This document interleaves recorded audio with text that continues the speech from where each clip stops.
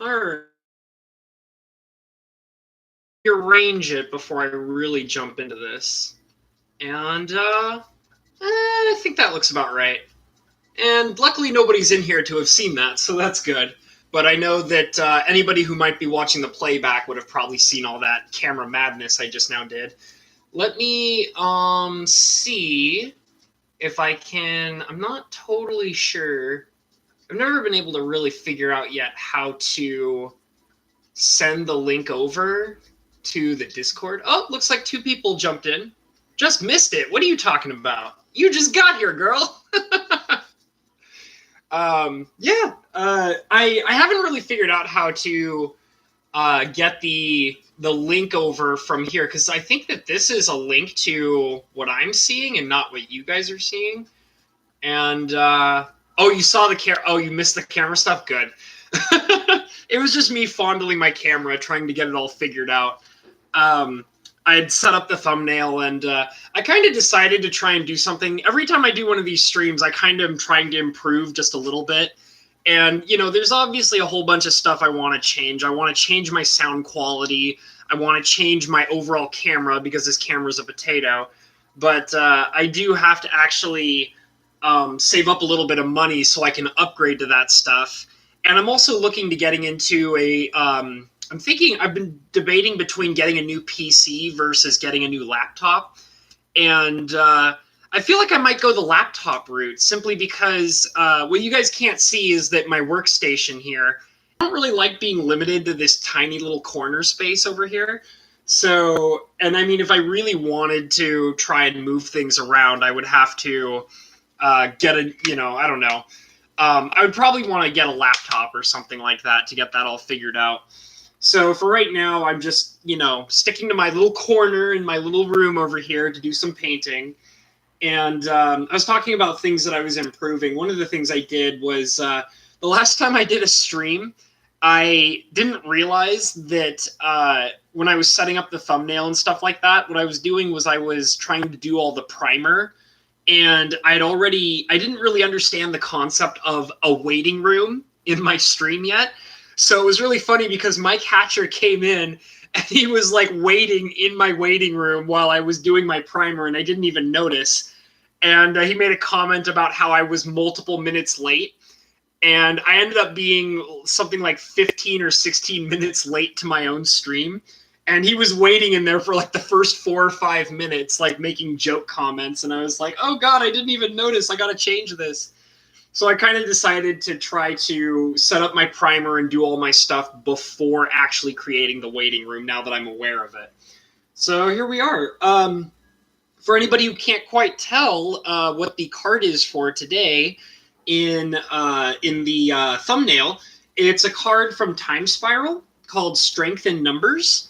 And here, let me kind of give it a better, like my light is always constantly giving me glare. So hey, Richard Lash, how's it going? Good to see you, dude. Glad you made it. So today I'm doing the Strength in Numbers from Time Spiral. And this, you know, it's an interesting card. I really like Time Spiral a lot, and I own a lot of Time Spiral cards. I have a little bit of Palantir Chaos and a little bit of Future Sight, but I have a lot of Time Spiral cards, like tons and tons and tons of Time Spiral cards, because me and my friends bought a ton of cards from that set when it first came out. And so I have lots of stuff from there. So you'll probably see me paint some Time Spiral stuff every once in a while with this probably. I think this might be the first Time Spiral card I've done. I'm not totally sure. I'll have to go back and look again at the other ones I've done, but I'm pretty sure this is the first one. And the thing is I actually really like this card a lot. Some people, because I have been picking cards based on power level and things like that. Like I've been trying to pick really powerful common cards and stuff. And, you know, some people think that this card is kind of underwhelming. It's like, I believe that there's a card called, I think it's Overrun. I think Overrun is what it's called. And Overrun says creatures you control gain +X+X, where X is equal to the number of creatures attacking. And this is like a single targeted Overrun. I think it's Overrun is I think that's the card I'm thinking of. I'd have to look it up again. But I I really like this card, and there's actually a really creative reason why I like it. It does a number of things. First of all, I mean, a lot of people would say, well, the card is only going to be as powerful as the number of creatures that are attacking or whatever, and that kind of limits the card because you can't, like, for example, there are cases where it could be weaker than a giant growth, you know, like, for example, because giant growth always guarantees you +3/+3, and this card sometimes can only guarantee you +1/+1. But there's other things about it that I really like because, I mean, sometimes it will give your main creature that you want to make it through on the battlefield to really get that extra boost that it really needs to really come in for the win. And I mean, obviously, like I said, that's based on how many creatures are attacking. But there's a couple of other really nifty things about this card. Like, obviously, this card also gives trample as a form of evasion. So, I mean, it can sometimes really give one creature that you really need to win you the game that extra edge. It'll give you a +X bonus to really come in for the win, but it'll also give it trample to make sure that that damage really comes through and hits hard. But one of the really interesting things about this card that I really love, and I actually did this quite a few times when I used to play with this card in the past, is there's actually a really interesting playing with the words on this card. So you'll read what it says. It says, until end of turn, target creature gains trample and gets +X/+X, where X is the number of attacking creatures. Now, for some people who might not be able to understand that, the secret to that text is it says attacking creatures. It doesn't say attacking creatures you control. So one of the really fun things about this card is using it as a defensive card. Like, and people won't ever see it coming, and a lot of people don't even expect it or even realize it a lot of the time, because you could be in a defensive position where somebody's coming in for a kill and they decide to, you know, attack with everything they control. And then you throw this card out at instant speed and make your big, nasty blocker, like, much, much more powerful of a blocker. It gets +X/+X, and the attacking player is burned by that because he might be attacking with 5 or 6 creatures, and the creature you're defending suddenly gets a +5 or +6 bonus. It's really crafty. I like it. It's kind of it's a lot more elusive for green, because green is very, you know, and obviously the design for the card is that it gets in your face, obviously. But this actually gives green an interesting amount of elusiveness with that ability, with the fact that it doesn't necessarily need to be your creatures that are attacking. It can be any player's creatures that are attacking to give that bonus. And that's really nice. I really like that. And that was something that I definitely used this card for in the past, because, you know, it's a trick, obviously. Like, I mean, obviously giant growth can always do the same kind of thing. You know, you can boost your stuff when you're attacking, or you can boost your stuff while you're defending. But I just always felt like that this card kind of takes it a step up. You know, it's a lot more crafty, and it kind of makes you think a little bit harder when you're playing with it. And I like that kind of stuff. I like cards that give you more than what you would automatically expect the card to do. So, and that's why it's kind of made it into what I'm painting here, is because it's not the absolute most powerful form of you know, green tricks, you know, trick cards or whatever, but it definitely can be unexpected and fun to use, and I've enjoyed it multiple times. So that's kind of why I'm going to be here painting it. And the thing is that it's not the most spectacular art. In fact, I feel like that we're probably going to end up going through this art pretty quickly, because one of the things about Time Spiral is that the colorations and the environments in Time Spiral were very dark and drab. So we're going to be using probably a lot of the color that you guys see me using constantly, which is brown, obviously. But I always, you know, I really like Time Spiral a lot, and I liked the overall scheme, that the overall setting of Time Spiral in general. And something that I've mentioned a few times that I feel like people frequently overlook, that I always was kind of bothered by it a little bit is as much as I love the Dominaria set, which I played very heavy in. I mean, I bought a booster box of it. That was actually I decided Dominaria was the very last Magic set that I wanted to partake in and buy cards from. But the one thing that really made me annoyed with Dominaria is the fact that they never really wrapped up all of the mess that Time Spiral, Planar Chaos, and Future Sight did to Dominaria. Because Dominaria, it was ravaged by time and space. And what about a Sliver set? Would you partake in that? You know, see, I mean, I get what you're getting at, Mr. Richard. You just want to see slivers everywhere, which is fine. But to be honest, I'm in a boycott right now, a very personal boycott. And I am not the kind of boycotter who demands other people follow with me. I have personal beliefs about how certain corporations should function and things like that. And if they're not doing what I think is appropriate for their company, I will do a proper boycott. And a boycott is not, I know there's all these people who say like, oh, we're boycotting blah, blah, blah, so we're going to stop buying this product for a week. And it's like, well, then that's not a boycott because you're not going to make a difference. A boycott means you have to actually give something up and you have to not purchase it anymore and you can't be a part of it anymore. And I decided to make that personal decision with Magic the Gathering. I decided that Dominaria was the last set I wanted to be a part of. And I felt like I ended on a good note. Like, I mean, it was the last set that Richard Garfield decided to be a part of. It came out wonderful. The flavor was awesome for the entire set. And the card quality was great. And I felt like that was a good note for me to end my purchasing of Magic the Gathering on. So I pretty much am done buying Magic cards until I see a major overhaul in what Wizards of the Coast is doing. Slivers, Eldrazi, Angels, yeah. Are you saying that you want a set with Slivers, Eldrazi, and Angels, or are you saying that you want a set that is all three of those things meshed together? Because that would be pretty horrifying. Oh, I see. Those are your top three favorite creature types. Okay, I could see that.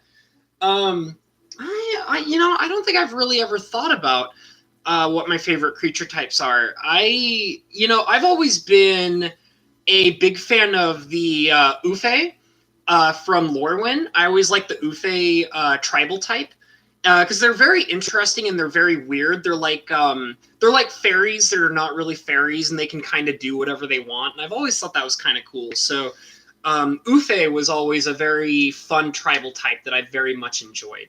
And I actually have a small collection of very cool Ufes in my collection of cards. I wish I had more, but it's not something that I've gone out of my way to collect. One of my favorites is in Shadowmoor. They did a black Ufe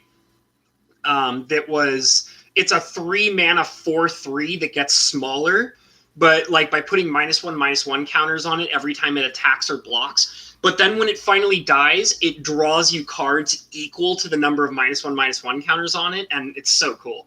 That's one of my favorite Ufes. I've also liked the Ufe that is green and blue that allows you to, I think it allows you to like move.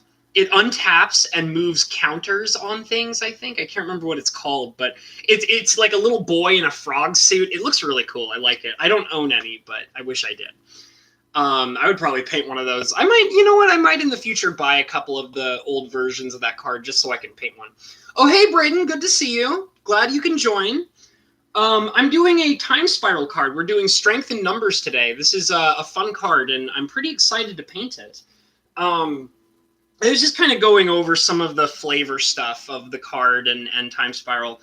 And the thing that I was trying to talk about that I got a little distracted on was one of the things that really disappointed me about the Dominaria set, despite how much I love it, is they never really wrapped up the Time Spiral block storyline. Because Dominaria was ravaged by a shattering of the space-time continuum. So, and it was literally like Dominaria was literally a post-apocalyptic magical world where nothing was everything was unstable. Like something can appear from the past and change the present and then alter the future. And then, colors were turned on their heads and all this stuff. And it was very interesting, but it was also very destructive and blatantly unfixable. And they made that very apparent. I actually want to read the Time Spiral books, which I don't own. But so I would like to actually own those books, read through the lore, and then see if I can get a better understanding of what was supposed to have happened to Dominaria. But I don't like the fact that the Dominaria set never properly addressed that. They never really explained how everything suddenly fixed itself and how Dominaria is suddenly not a post-apocalyptic, wasteland. So, I like the whole magical post-apocalyptic wasteland of Time Spiral. It was really fun. It had a lot of flavor and a lot of intrigue. So let me go ahead and start setting up my palette here because I really want to jump into this. And I'll be honest, I think that this is going to be a shorter stream simply because the colors in this particular card are not all that complex. The Elder Dragons. What about the Elder Dragons, Lash? You mean like what happened to them? Because I know what happened to them. Like most of them are dead. Only 2 of the Elder Dragons are actually still alive. I'm going to move this out of the way, and we're going to start messing around with some colors. And the first color here, I might as well just bring the card back just real quick. So there's a lot of this kind of grayish, yellowish color going on. So we're definitely going to be starting with some very mustardy, kind of bleached out yellow color to start with. So that's what I want to work on first. And then when we get to the lower parts, we'll probably be working in a more olive green tone for the lower areas. So let's just go ahead and get those main colors figured out first, and then we'll see where we go from there. So I'm going to go ahead and set up my yellow coloration here. I will say this, Richard, because you did bring up the Elder Dragons, and I did have an interest about something that they did with the Elder Dragons, which was I always thought that because they did Dominaria, the Dominaria set, as a single set and not a full block. And you can tell with a lot of the ways that they were doing things that they actually intended the Dominaria set to actually be a block of some sort. And, ooh, there it goes. Just shoot that out anywhere, I guess. The Dominaria set, in my opinion, was probably supposed to be 2 or 3 sets. And what was really interesting is that right after Dominaria set came Core 19. And it's actually my belief that a lot of the cards in Core 19 were originally intended to be part of the second Dominaria set, which they never did. And one of the main things that really kind of made me think that way is how they put the Elder Dragons into Core 19. And I always thought that was really interesting because I have no idea what they intended to do with the Elder Dragons being... Oop, I'm making a big old mess here with my paint. All right, so there's apparently a lot of blue here now, so that's how that's going to be, because it decided to spew blue out everywhere.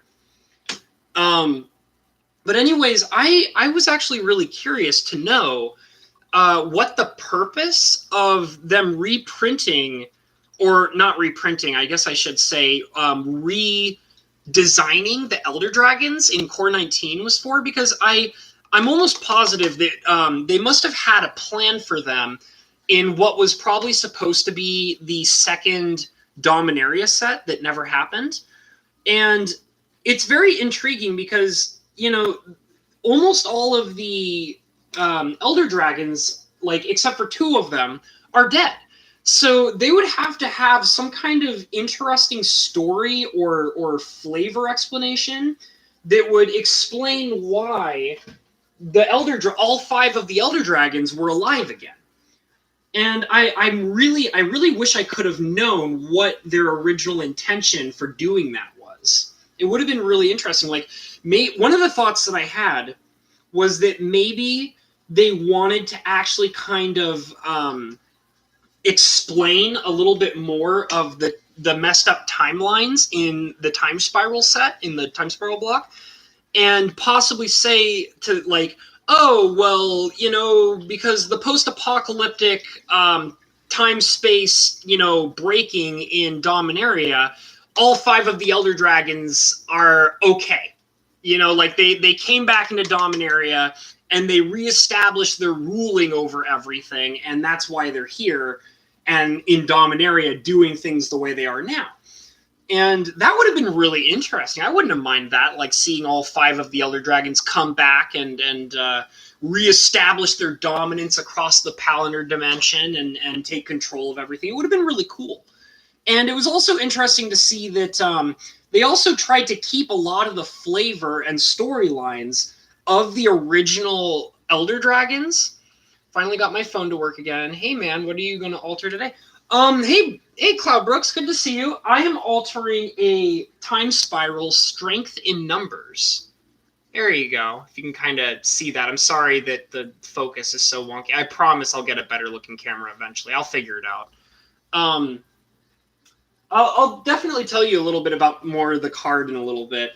But the thing that really interested me is I was really curious to know if they were going to actually redo the storyline for why the Elder Dragons were the way that they were in Core 19. And, you know, obviously they never did anything with that in Core 19, because the thing is in Core 19, core sets don't have storylines.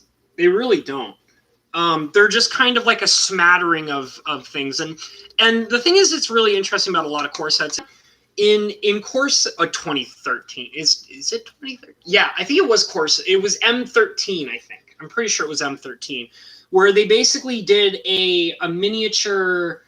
They basically went back to Alara to tell a small story about a bunch of characters, which is how we got Nephrox and things like that, and to tell you what was going on with Alara after Nicol Bolas ravaged it. And that was kind of cool, but it was such a small amount of lore that it didn't really amount to anything. And most core sets are like that. So I'm taking this yellow, by the way, and I'm going to add a tiny amount of black. And the thing is, it's really cool sometimes about mixing black with yellow, is that it gives you this sort of weird pale olive-ish color almost, which is actually what I want. And it's mostly to just get that mustardy color to start with, but we're also going to lighten it up so that way it better matches the skyline on the card itself. So that's a little trick, because sometimes people think, well, like if you want to get like a mustardy color, you're always going to have to use green. Not so. Sometimes just adding a little bit of black will get you very close to that mustardy color that you're looking for. So that's what I'm doing here. And I'm also going to add some white to really lighten it up. The black was just to get the color right. Hey, Wrath of Wood, good to see you, man. Glad you're in here. Today I'm painting a Time Spiral Strength in Numbers. Let me go ahead and show that on screen again. Bam, there it is. That's what we're painting today. And it's going to look very, very cool. Hey, Goaty Goat, good to see you, man. Yeah, so that's what we're working on. And I'm just trying to get this yellowish color to start with. So that way we can just go ahead and get into that skyline and make it look nice with everything else. So I'm just grabbing some white here. I'm not 100% sure how much of this white I want to use, so I'm just going to get a good dab of it and just going to go ahead and mix that in. That's going to lighten it up just a little bit. Just a little bit. And I think I'm comfy with actually experimenting with this, because one of the things I'm going to do is probably use white to better define the clouds and things like that on the art. So let's just kind of work with this, and we'll see where it takes us. That's how we're going to do it. Mustard gas, bad stuff. Yeah, it's that card is OP. I'm glad you think so, Wrath of Wood. There's a lot of people that would argue that it's not very strong, but I actually like it a lot. And one of the things that I was talking about I'm kind of moving the light a little bit so you guys can see it a little better. One of the things I was talking about of why I like this card so much is how you can actually use it to for defensive purposes. Like, a lot of people see this card and they think, oh, well, the only time this card is going to be useful is if I'm attacking with a bunch of creatures. And that's not so. It's actually very nice to keep it on a defensive position and wait until your opponent attacks with like his big slew, his gigantic battlefield full of monsters. And then you whip this out and then make one really, like, your main blocker really hard to kill. And that's actually when I used to play Time Spiral, I actually kept this card in a lot of different green stuff that I was using. And it pulled its weight around as a defensive card really well. And that's one of the main reasons that I liked it so much. It's like, well, I'm glad you think so, Cloud Brooks. I really like Bob Ross a lot.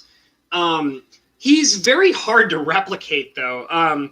Like, I've never been able to get to really be able to replicate a lot of Bob Ross techniques, but I do take some of his lessons to heart. For example, like when you're watching Bob Ross, he'll be like, oh, follow along with me and we'll work on it together. And like, he'll just go like lightning speed, and I'm like, whoa, Bob, slow down, bro, slow down. And, but the thing is that's really nice about Bob Ross is if you're not necessarily trying to replicate everything he's doing right away, he teaches you a lot about like shading and looking at shapes and turning those shapes into actual objects on a painting. And like, I learned a lot about shading from Bob Ross because he's got that stuff down like an expert. So, I mean, he was awesome. I rest in peace, Bob Ross. See, it's a dirty instant. Yes, it does. It very much does, Wrath of Wood.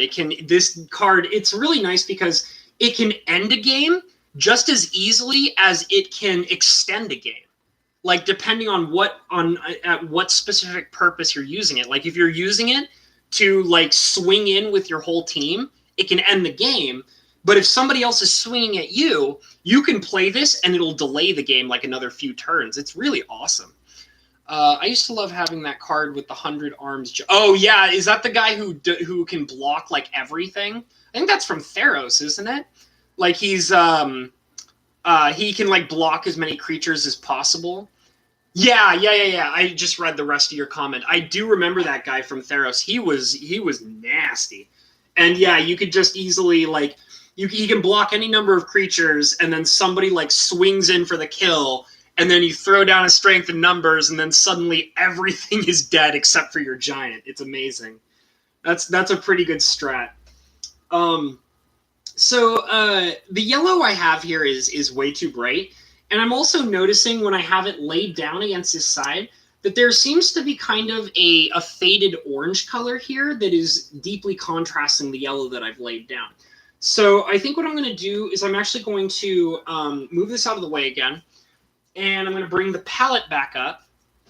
And we're going to add in some red. And I don't want to add too much red. I just want a little bit. Because I think that the small amount of red is going to get us a little bit closer to that orange color. And I'm not actually going to completely... Yeah, I don't know about that. Okay, you know what? Let's bring a little bit more in here. I always love it when I'm like, I'm going to do this. And then immediately it's like, nope, that's not how you want it. To try to beat me with this token deck. So, oh yeah, no way, Cloud Brooks. No way. I like Bob. He's so chill. I've done some layered landscapes inspired. Yeah, he was a really talented guy. Definitely inspired some various techniques of mine that I've experimented with. Like when I was doing some speed painting techniques to try and practice like literally speed painting, a lot of Bob Ross's techniques came into play for that. Because I mean, one of the main things that he's so good at is he was just very good at taking his techniques and applying them as quickly as possible, but they still look extremely realistic. Is very interesting. So I think I'm going to try this color out. I'm really not sure. It's kind of got this reddish orangish tan color. I know in the camera it looks really bright, but from my angle it's actually not very bright. So we're gonna test it. And if it doesn't come out right, we'll just mix some other colors and kind of see where that takes us. So here's the card again. And I'm going to once again kind of rub it off a little bit. And we're just going to kind of lightly apply it. And I like to kind of do my misting technique to kind of, make it very light so it's not super obtrusive into it. And I can see that that's not really where I want it to be. It's very, very bright. And I'm not a big fan of how bright it's looking right now on my side. So, this is the kind of tough part, is when you're trying to get these really faded colors, because Time Spiral has a lot of very faded coloration. And, thank you, Braden. It has a lot of faded coloration, so I think what I'm going to do to kind of just to get that more faded color, I'm going to reintroduce my mustardy color. And I'm just going to go over and do another layer with this mustardy color. And what's nice is that when you're doing this kind of stuff, the darker colors will bleed through, which will allow it to kind of blend better. So that's what I'm kind of trying to accomplish here, but it's not, I don't know, I'm just worried that my colors are just way too bright. And I think that the best way I'm going to have to handle that is maybe if I try to add some white in, it'll fade it out just enough.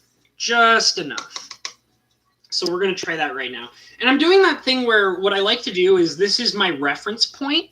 So like you'll notice I'm not spreading it all over the place. That's because what I'm trying to do is I'm trying to get the coloration right in this one spot.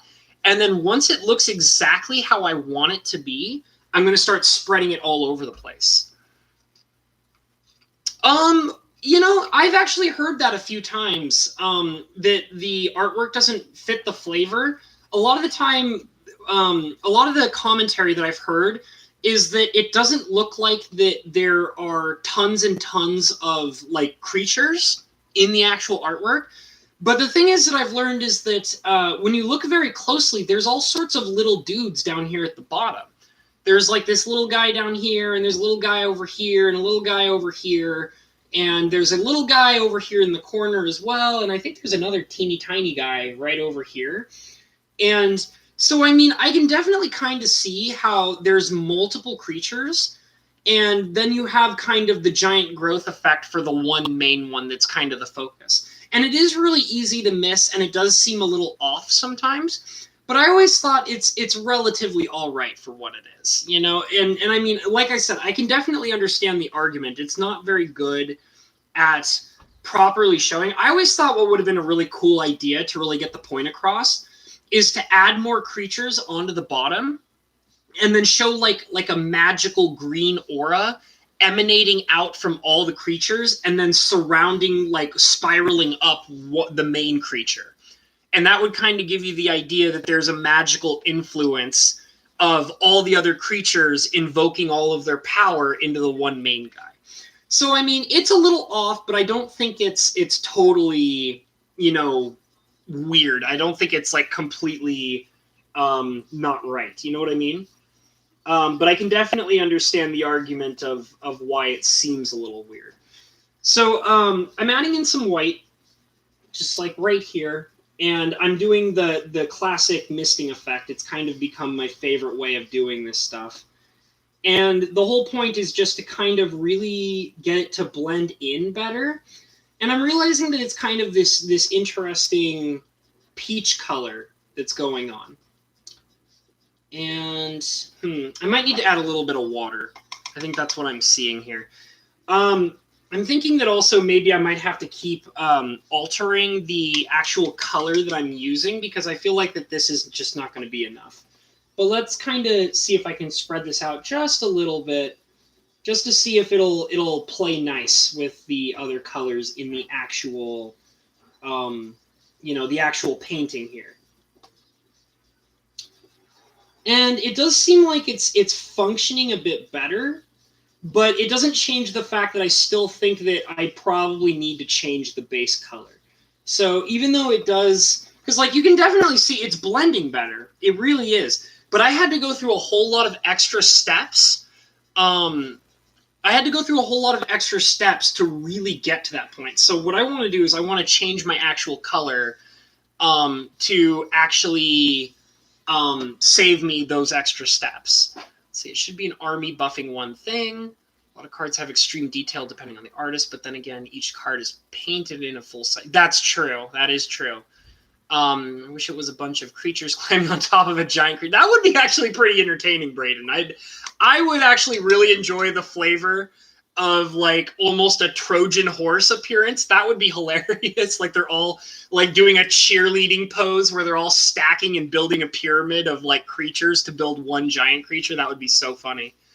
I just assume off. I guess it kind of depends, to be totally honest. It kind of depends on, because like I feel like a lot of the time if it's repurposed art, it's very obvious. But if it's not repurposed art, sometimes they can just miss the mark a little bit, you know? And I mean, sometimes what will happen, because I've seen plenty of art pieces where it is what it's supposed to be, but it doesn't quite get that. It doesn't quite get the flavor spot on to what they were wanting. And I mean, sometimes that's just an issue with communication, you know, because sometimes it's just that the information that the artists are getting from Wizards of the Coast is just not as thorough as it should be. And I mean, I don't think that that's any particular person's fault. It's just a lost in translation kind of situation. So I'm curious about this. Would it be easier to paint the test colors on a basic land or any other card instead of putting it directly onto the card? So actually, there is an artist that when I was first getting into this stuff, there is one particular artist who taught me a lot of what I know about altering cards. And she actually said that that's actually a really good, ideal way on handling it. She said, like, when you would get like the advertisement cards in booster packs, or if you got token cards, you could just paint on the back of them to test a color, and that can be, you know, solve a lot of problems. For me, however, and I totally do get that, like how that works, but what my issue became when I was doing that, because I did actually do that when I first started getting into painting altars, and the problem that I had was that it was very tough for me to actually have a color that I'm using right next to the reference point, and making sure that they were aligning correctly. And I just figured, like, I mean, you know, you can probably save your artwork a lot of time and stress by doing that, like by putting it on another piece of cardboard to test it out. But I found that my eyes were just having, because I mean, you can always take like that card and put it right next to the artwork to test it. But I also found that sometimes what would happen is, like, another thing that affects the coloration of the card and the paint is the primer you put down, your gray primer. Because like it'll actually make some colors pop and it'll make other colors dull down. So unless you're willing to take a card, like a blank advertisement card or a land or whatever, and you just completely cover it in primer and then put down your colors and then try to compare it, and then you also have to worry about the lighting and such, I just go with it this way. And like I said, like, it's definitely possible that there are times where my artwork can suffer from that, but I've never actually seen a major issue where it was so bad that I completely had to work with that method only. So it's just basically, yeah, it's kind of a personal preference. There are some people who would probably tell you that it's, you know, also about the quality of your artwork as well. But I've never really been to... I've never really seen any major problem with it in particular. I've always been okay with how I do it. And like I said, like, I had to do a lot of testing before. Like, I mean, when you're watching me do this stuff on stream, you know, I've been, you know, doing this since 2017 off of stream. and I've had time to kind of experiment with lots of different methods and ways of doing things. And, you know, there were some things that I was doing that I ended up hating and I had to completely toss. And then there were other ways where I would try something that I'd never tried before, and I was like, "Oh my God, I'm going to replace all these other methods of how I've been doing it before and doing it this way from now on." So it's just, you kind of just have to find your own way of how you want to do it, and you just kind of have to, you know, experiment until you're comfortable with it. And that's how I kind of started doing it this way, is because, like I said, I did actually have a big old stack of ad cards. In fact, I have like a little metal bucket somewhere full of ad cards that I was using. I was holding them purposely for the reason of doing exactly this, for experimenting with colors and such. And I just found out that that was just not the way that I wanted to do it. Like, it just didn't work out so well for me. So I just decided to throw that method to the side. But it might, I wouldn't say that, I wouldn't tell anybody not to do it, because it's definitely possible that it can actually help your artwork in a lot of different ways. And it's definitely something that is worth trying out to see if it works in your favor. So don't knock it until you try it, for sure. Like, I will never tell you to not try a particular painting method. I mean, obviously, I will always only show you the ways that I like to do it on my streams, but I would never say, like, "Oh, don't do this method."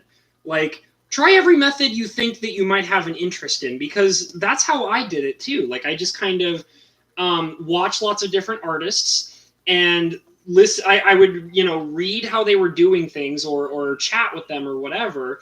And then I would try it out myself and then kind of gain my own opinion on what I thought about it based on testing it myself. And that would basically dictate whether or not it was something that I wanted to continue using. So you guys have probably noticed that this orange that I'm working with is... Are you going to grow a fro? So, Richard, I know you guys keep joking about me having an afro, whereas compared to Bob Ross, my hair grows in an afro. I actually have a 100% natural Jufro. It's very short right now. If you look at my thumbnail, you'll see that my hair is very short. I just recently got a summer cut. But when I can let my hair grow out for about, I want to say like 4 or 5 months before I generally get it cut again. And after about 4 or 5 months, it's very poofy and all over the place. It's a straight up Jufro. I'm not messing around, man. It's a hardcore Jufro. And so, I mean, I already got that natural Bob Ross fro going on, bro. I guess it just so happens that I also happen to be into artwork as well. So, I mean, you know, it is what it is. That's racist. Well, thank you, Goaty Goat. Thank you for reminding me. I just want to let you know, the men on my father's side are also Jews, so I don't feel like I'm racist. My father, he used to be Jewish, but he's not really Jewish anymore. I mean, he's kind of, he practices in some ways, but he also kind of, you know, doesn't practice in other ways. So, like, sometimes he'll feel like he wants to stay kosher, and then other times he'll realize, oh my God, that really unkosher food looks really delicious, so I'm just going to pretend to not be kosher today just so I can have that one delicious food. He does that. Like, it's really funny. Happy little magic cards. You got it, Richard. All right, Braden, you take it easy. That's totally okay, man. You do you, and have a great time. And I also hope that, because I know that you're kind of trying to learn how to do some artwork, so I hope that's going well for you, man. And if you aren't already on my Discord, you should probably hop onto it. And if you get any artwork done, feel free to throw it on the Discord, and we'll all take a look at it, man. I think you are on my Discord, though, now that I'm thinking about it. I'm pretty sure you are.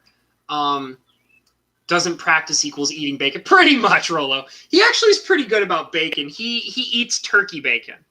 I'm not the biggest fan of turkey bacon, but he likes it, so that's where he's at.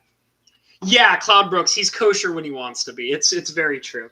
And I mean, he does practice some things in here and there. Like, I feel like he used to be very observant of what's it called? I forgot the name of it. The Sabbath. He used to be very observant of the Sabbath. And now, like, he got less and less observant of it over time.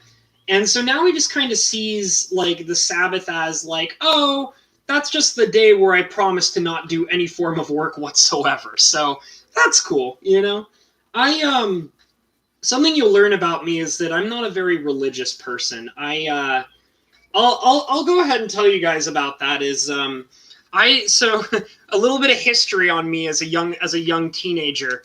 I have been kicked out of a Jewish synagogue.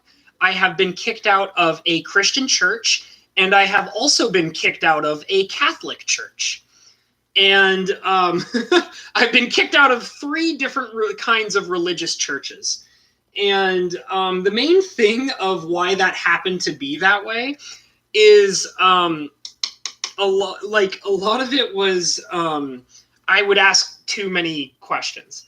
Yeah, Goat, I do have a Discord channel specifically for this channel in particular, and we use it for sharing streams and things like that. It's you know what? Here, I will send an invite really quick. I'll just throw it up in the chat. And give me just a second here. I'm going to kind of set that up really quick. Invite, copy. Okay. I'm going to post it in the chat. So this is the Discord.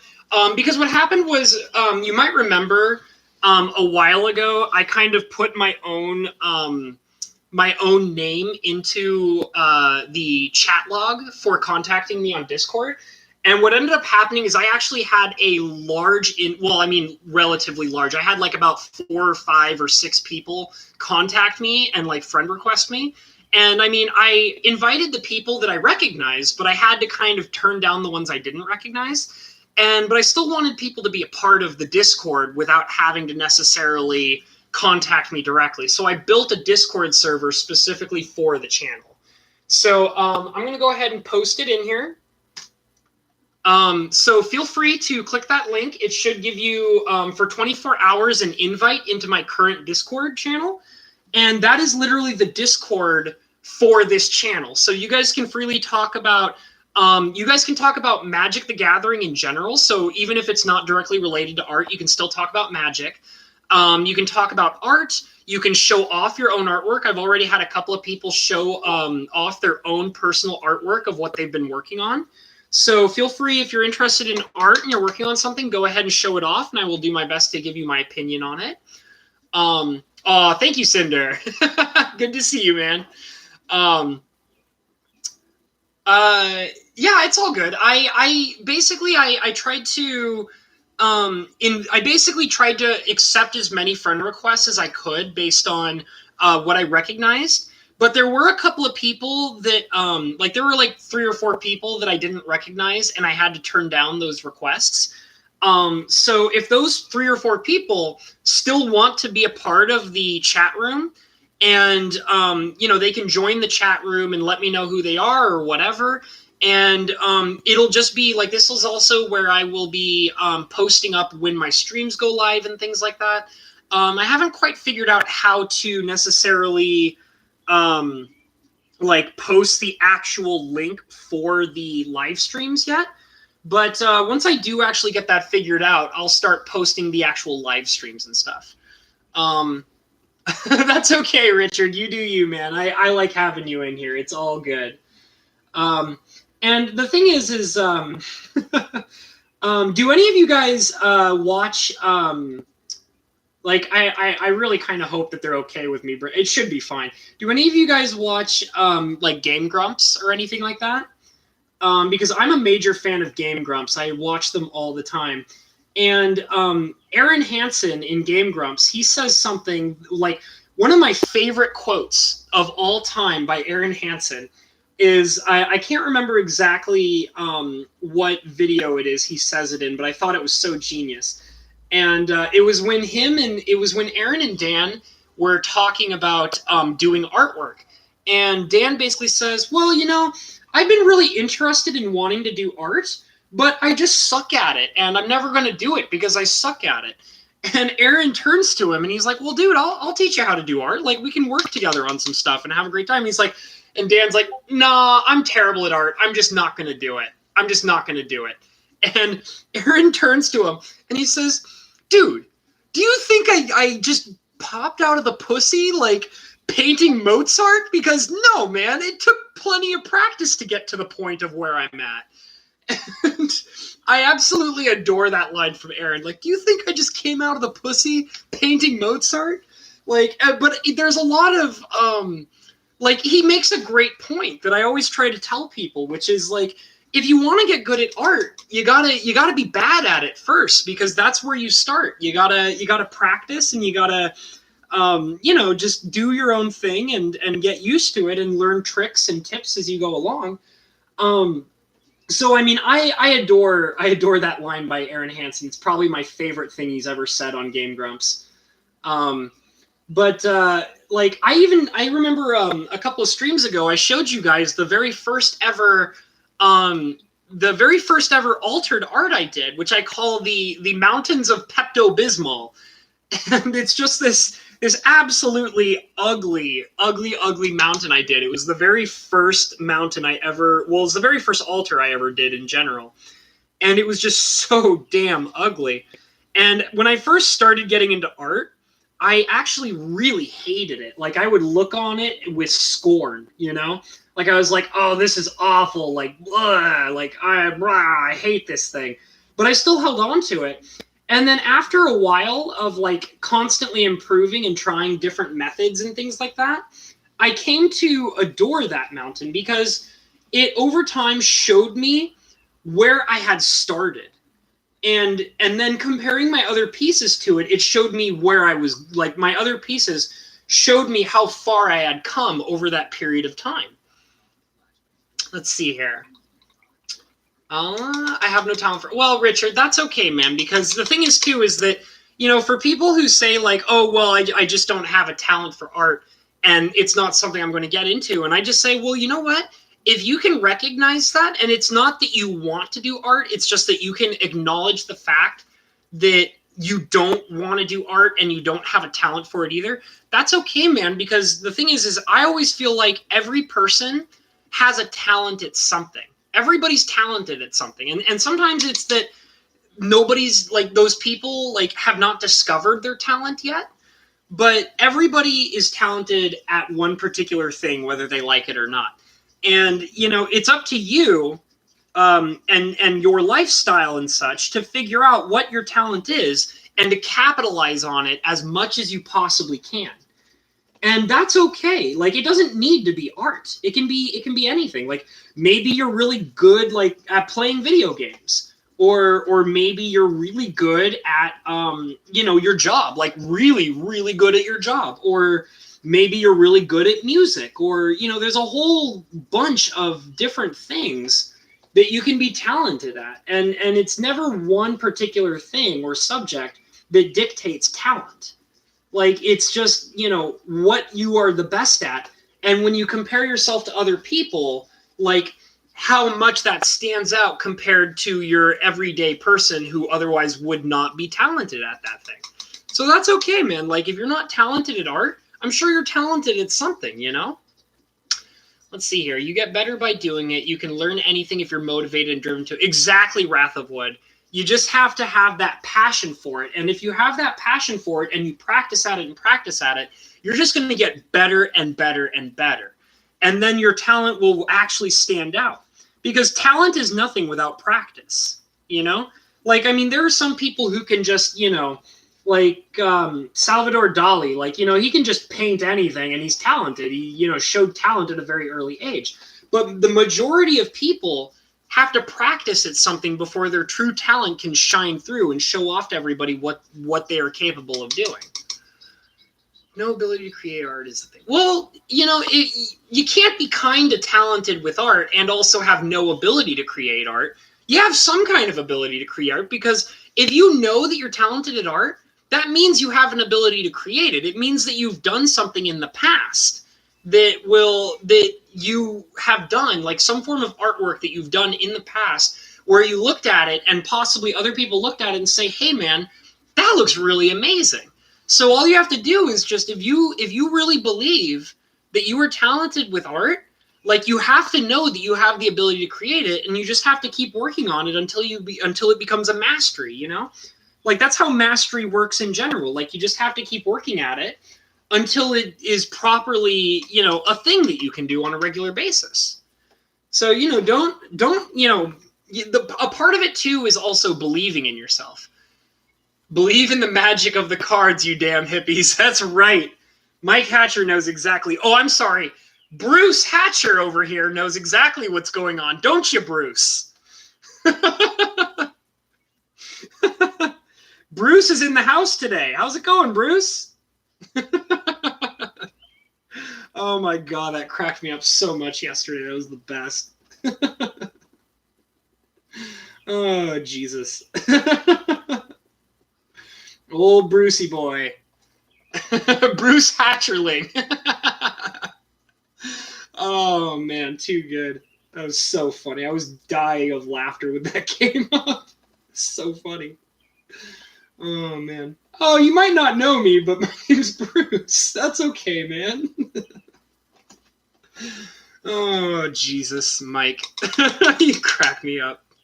I know! It's the best! He was so serious about it. Oh my, he even said goodnight, Bruce, at the end of the stream. It was so adorable. Oh, man, I love it. That's okay. He seemed like he was an all right guy, so in all honesty, he'll probably, I expect him to come around a few more times, and he'll eventually figure it out. But that was just too good to give up. It was just way too damn funny. Oh, Jesus. I'm actually tearing up over here from laughing so hard at that. That was great. And I actually got to say, Mike, it's really cool. I feel like I've noticed that a lot more people are coming in and hanging out in your streams. Lots of new blood. That's awesome, dude. I mean, that subscriber count is ticking up like there's no end to it, man. That's awesome. I definitely like watching your channel grow, dude. It's a lot of fun. Especially when we have, you know, completely new people coming in trying to figure out what your name is. Oh, man. So I'm still I feel like I should probably talk a little bit about what I've been doing. I'm still working with all the same colors. It's just the orange and the white pretty much. And hold on, I'm worried I might have like a sound blip here. Is it going to be a blip? Oh, no? Okay, good. That was really weird. My computer was doing something weird, and I was worried it was going to make some weird sounds at me or something, but it's all good. Oh, it did blip at me. Oh, well, whatever. Sometimes, I don't know, my computer's been acting really weird with my web browser. What I was doing was I was refreshing a page that was giving me a bad time. And sometimes what it'll do is, like, that page has, like, advertisements on it that pop up all of a sudden. And just, like, even if I have, like, the volume super low, maybe I should just mute the page. It might fix that problem. But it'll sometimes randomly just make loud sounds with the advertisements that are really annoying. So going back to I believe all the people who come by, new and old, except yeah, pretty much. It's all good. Like, I mean, and we'll be here to hammer them down with the wrenches. I mean, you know, we got a good solid. You have a good solid crew of wrenches, Mike. But you know, obviously talking about myself. But I actually feel like that a lot of the new people that have been coming in and hanging out, they're really cool people. Like, it just seems like there's just a few new people here and there, and you know, they're kind of learning all the rules and stuff like that. But most of them are really chill, and I like that. But yeah, it's all good. It's just, you know, the channel's expanding. You're going to get huge. I mean, obviously, you're on to 17,000, right? That's the next obvious step. So yeah, let's see here. Very soon we will start to wrench all gay people in the Republican general. Oh, man. Oh, well, you heard it here first, guys. It's on the record. Mr. Mike Hatcher, I'm actually afraid to say it on my own stream. So, like I said, it's on the record, boys. Oh, God, Mike, you crack me up. um, so I'm just kind of messing with the same colors that I've been working here. I've gotten the orange really down to where I want it to be. So I'm just kind of now adding in the cloudy skies by manipulating the white and kind of misting it all over the sides. And you also notice that every once in a while, I will actually like flip up, like you can see it right here. Some of the white is kind of like curling up and giving you this kind of flip effect. And what's really nice is that actually makes it look like that the clouds are puffy in certain areas, which is what I'm trying to do when I'm doing that. Hey, Mr. Ashed, how's it going, dude? Oh, that's so cool. Yeah, man, I'm glad you managed to get a hold of that. That's awesome. I'm definitely trying to sell more of my stuff, and I appreciate that you are putting that in your deck, which will help promote my my paintings more. So by all means, you go ahead and show that off to your heart's content, because that is exactly part of my agenda. But that's cool, man. I actually still don't really know what the Oathbreaker format even really is. I've heard people talk about it a couple times, but is it supposed to be like the like what was that commander format that they were trying to support that died really fast or something? Is it anything like that? Because I mean, I don't think I'm likely to get into it, but I am just curious to know what it actually is. It'd be nice to know. But most of my friends, they don't really play that kind of stuff, so I've never really heard them talk about it too much. Let's see, there we go. I think I'm about done with this kind of orange, cloudy landscape thing going. I mean, landscape, sky going on. It's Planeswalker Commander. Okay. It's all the best of Brawl with none of the problems. Okay, all right, I see it. And I guess that kind of makes sense, Oathbreaker and being all about Planeswalkers and all that. I could understand that.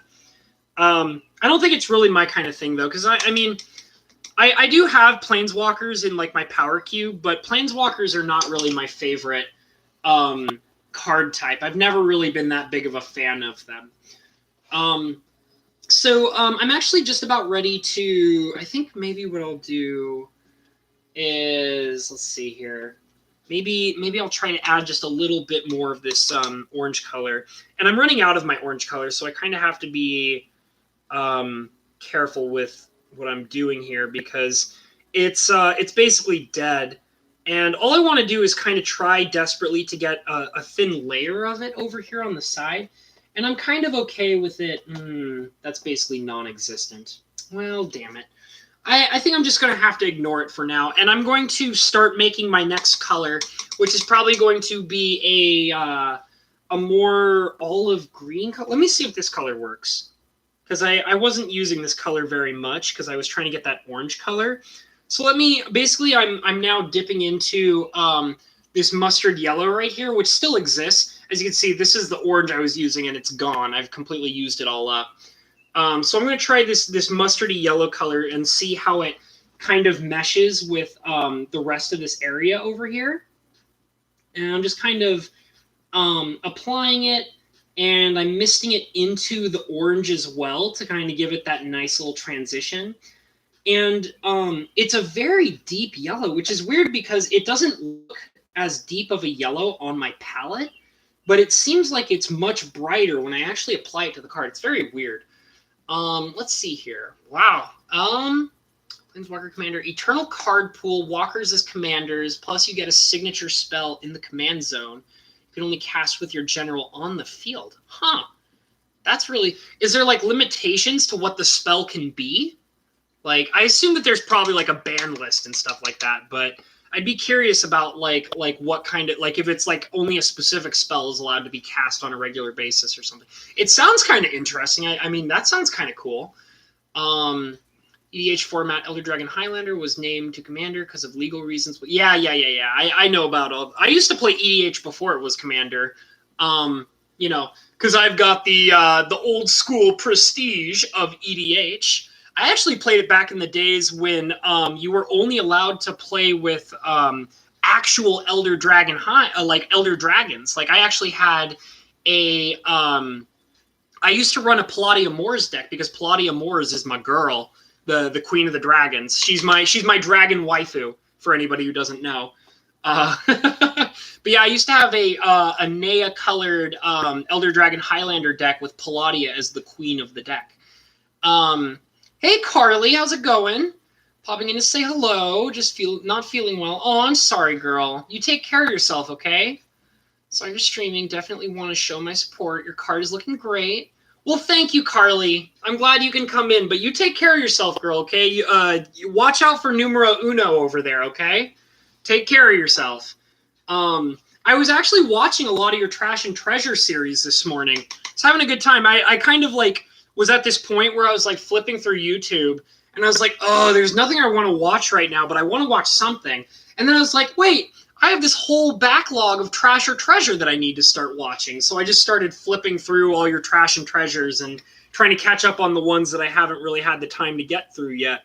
So yeah, that's why I was doing that. Yeah, let's see here.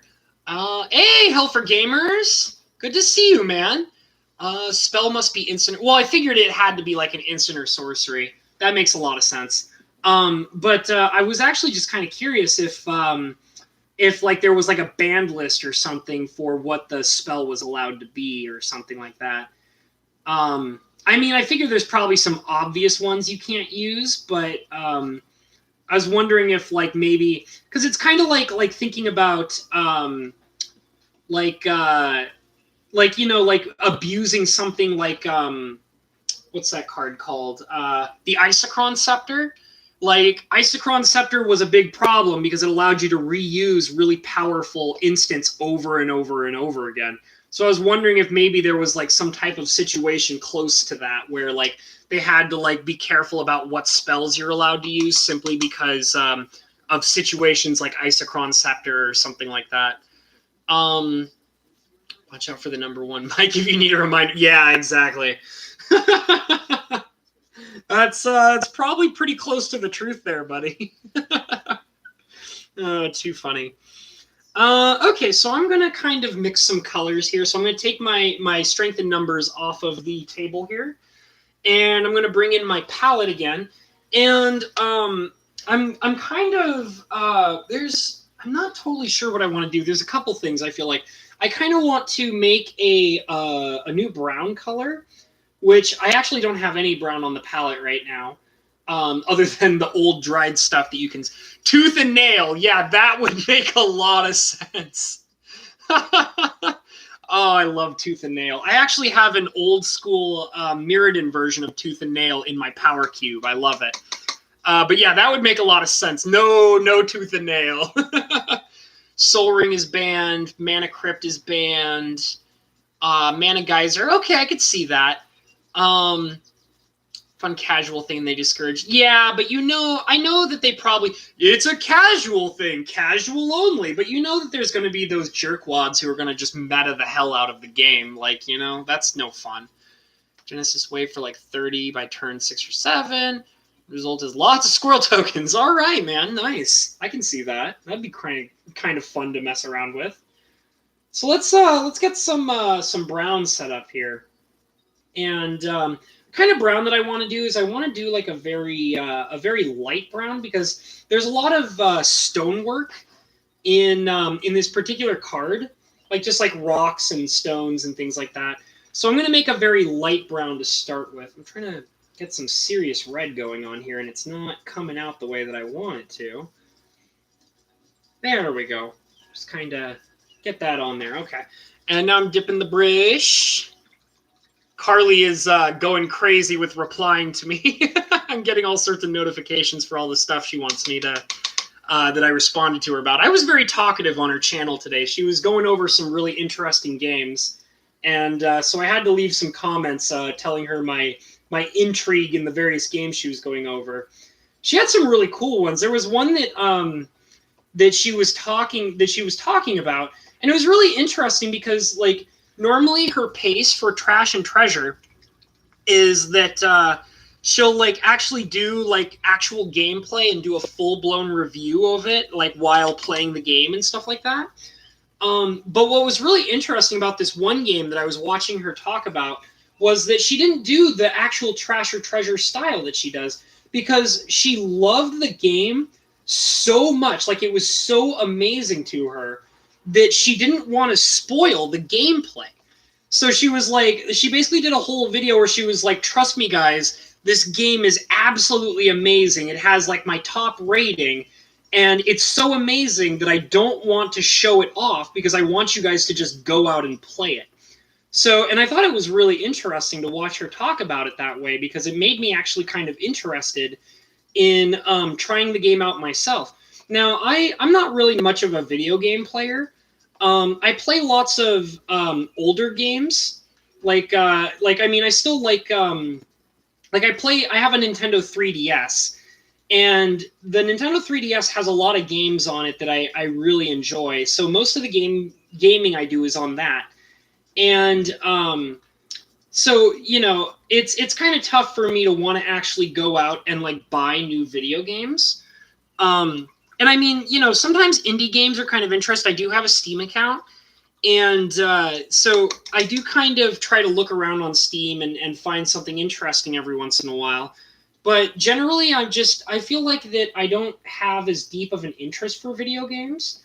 So, I mean, I generally have to see something absolutely totally amazing, or it's, you know, not anywhere on my radar whatsoever, because I'm busy doing other things. You know, I'm either working, or I'm reading, or I'm painting, or whatever. So it's kind of tough for me to actually find games that I'm deeply interested in, especially considering that we're kind of in this time where video games are very, I mean, you know, ignoring like indie games, I feel like a lot of the major corporations for games are very greedy. And so I don't like to support that kind of stuff when I feel like it's got a major greed factor, or if they're not really listening to their customer base or whatever. You know, I just generally avoid most video games from large corporations. But I mean, I have played some pretty cool stuff here and there that is, you know, relatively all right. Like, you know, I have a few indie games on my Steam account. I don't have a lot, but I just often feel like that my time is better spent on other things. Like I like to, like I said, I read a lot. In fact, actually, it's funny because when I was younger, I used to be all about video games and I used to never really read. But now that's kind of shifted. Now I'm like this person who reads just about every day. And sometimes I just never pick up a video game for weeks or months at a time. So, you know, and like I said, like, you know, doing all this painting and stuff, you know, painting takes up a lot of my time as well. And I mean, now that I'm streaming, you're probably going to be seeing a lot of my painting stuff, you know, being streamed instead of just on my own. But I used to paint like every day I had off. Like I used to be that way. There was a period of time where I was uninspired and I stopped painting for a pretty good amount of time. But once I started streaming, I kind of decided like, oh, well, you know, the streaming is going to encourage me to want to paint every chance I get. So, you know, here I am, like, trying to do exactly that, is just get as much painting as I possibly can. And what's really nice about it, too, is because sometimes I would have trouble feeling inspired to do painting.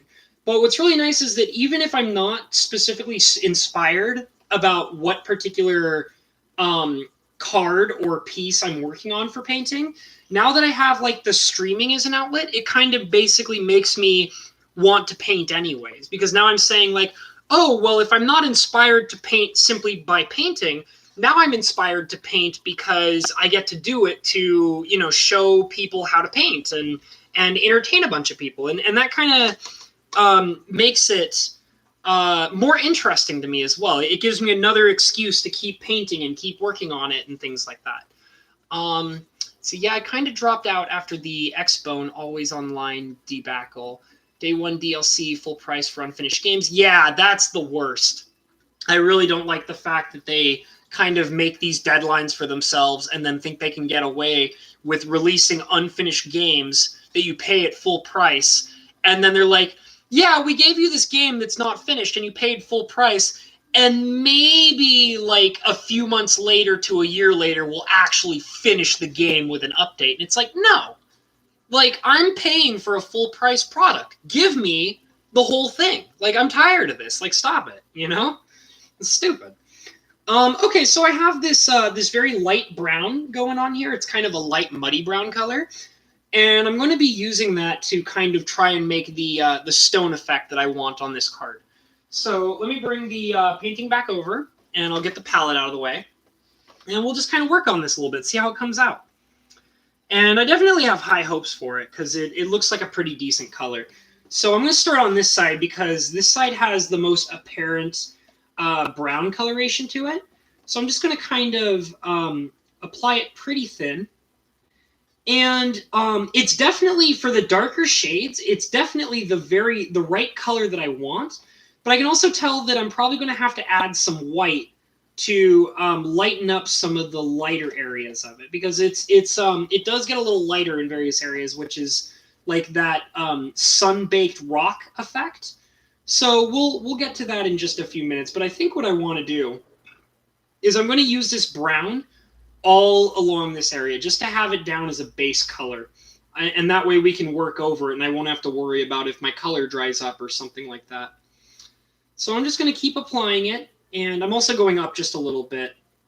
Just a little bit. And I've kind of covered up that yellow, but that's okay. I'm okay with that. I've accepted that. But yeah, I just kind of fell out of interest for video games. And I mean, you know, I remember when I really started feeling that way. To be totally honest, the game that made me kind of really realize that I was done with playing most video games was actually Fallout 4.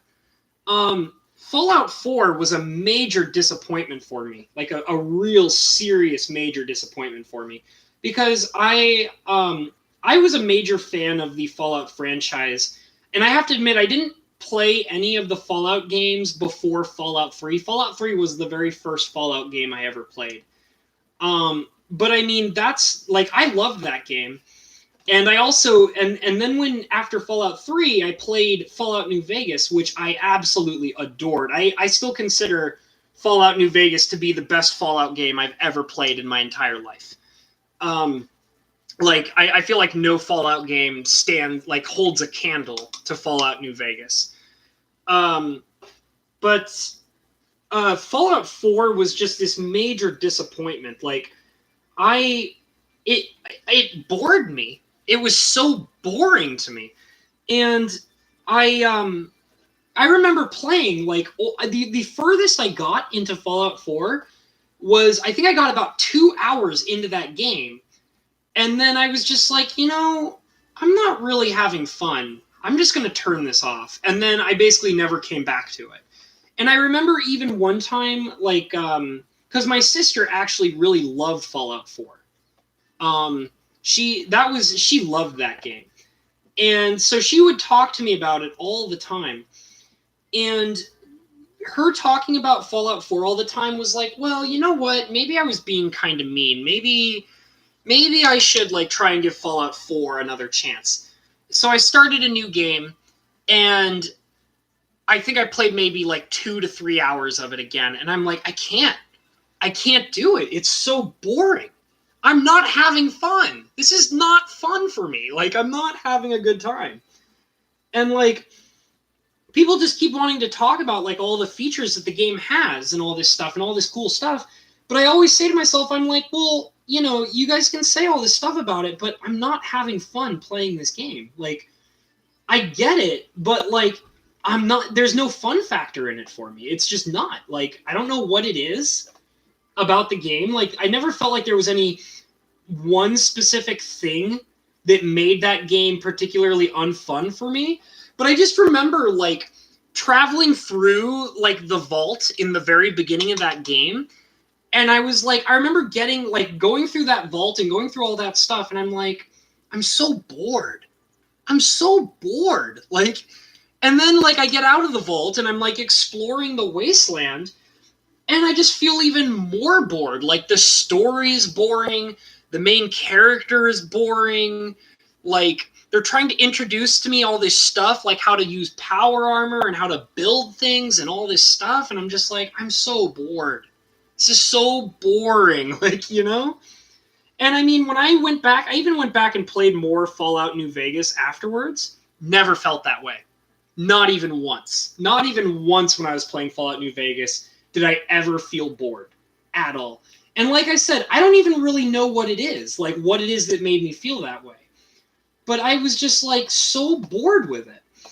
And like, I even tried playing a few other games afterwards. Like, there were some other games I bought after Fallout 4, but I just kept having that feeling with most of the games I was buying. Like, I was like, why do I constantly feel bored all the time?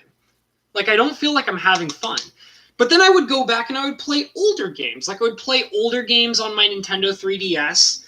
And, like, I've been playing a lot of Final Fantasy Tactics Advance 2, which I love. I love the Final Fantasy Tactics series. Like, every Final Fantasy Tactics game ever made, I adore. I love it. I still find those incredibly fun. Sometimes they're a bit tedious, but they're always fun to me. I always have a great time. But, like, I can play, like, older games that I've played in the past and still find those to be very, very fun. But most of the games that I play nowadays that are, like, brand new, I just feel bored and I don't want to do it. It feels like such a slog for me, and I don't want to do it. And so, like, I've actually been finding that I'm much more attracted to spending my time on, you know, like I said, reading and, you know, constructive hobbies like painting and things like that. Like, that's what's fun to me now. And it's actually funny because this is also true for movies as well. I don't like to go out and see new movies anymore. I find most new movies boring as well. And, like, because I feel like a lot of movies nowadays are all the same thing. And I also understand, like, why it is that way, because they want to take something that they know works. And let's see, Cloud Brooks, you know, I've been thinking of going back to Fallout 3 after playing Fallout 4. The gameplay seems slower. I'm stoked for Final Fantasy VII, the remake, next March, though. Yeah, I think that might be kind of cool. Just trying not to get too hyped for it beforehand. Well, I mean, it depends on what they do with the game. Like, I mean, if it's a complete recreation of the game, like, you know, they redo all the maps and all the mechanics and all that stuff and all the characters exactly how they are, and they don't try to, like, rewrite the story to be more modern, and they don't try to, you know, change lots of things that don't really need to be changed, I think it'll be fine, you know? But yeah, it just depends how they handle it. Like, for example, a game that I love is Final Fantasy. Interesting. A game that I really love is Final Fantasy 12, and I adore that game. Like, the original Final Fantasy 12 for the PlayStation 2. That is a game I absolutely adore. It's probably one of my favorite Final Fantasy games of all time.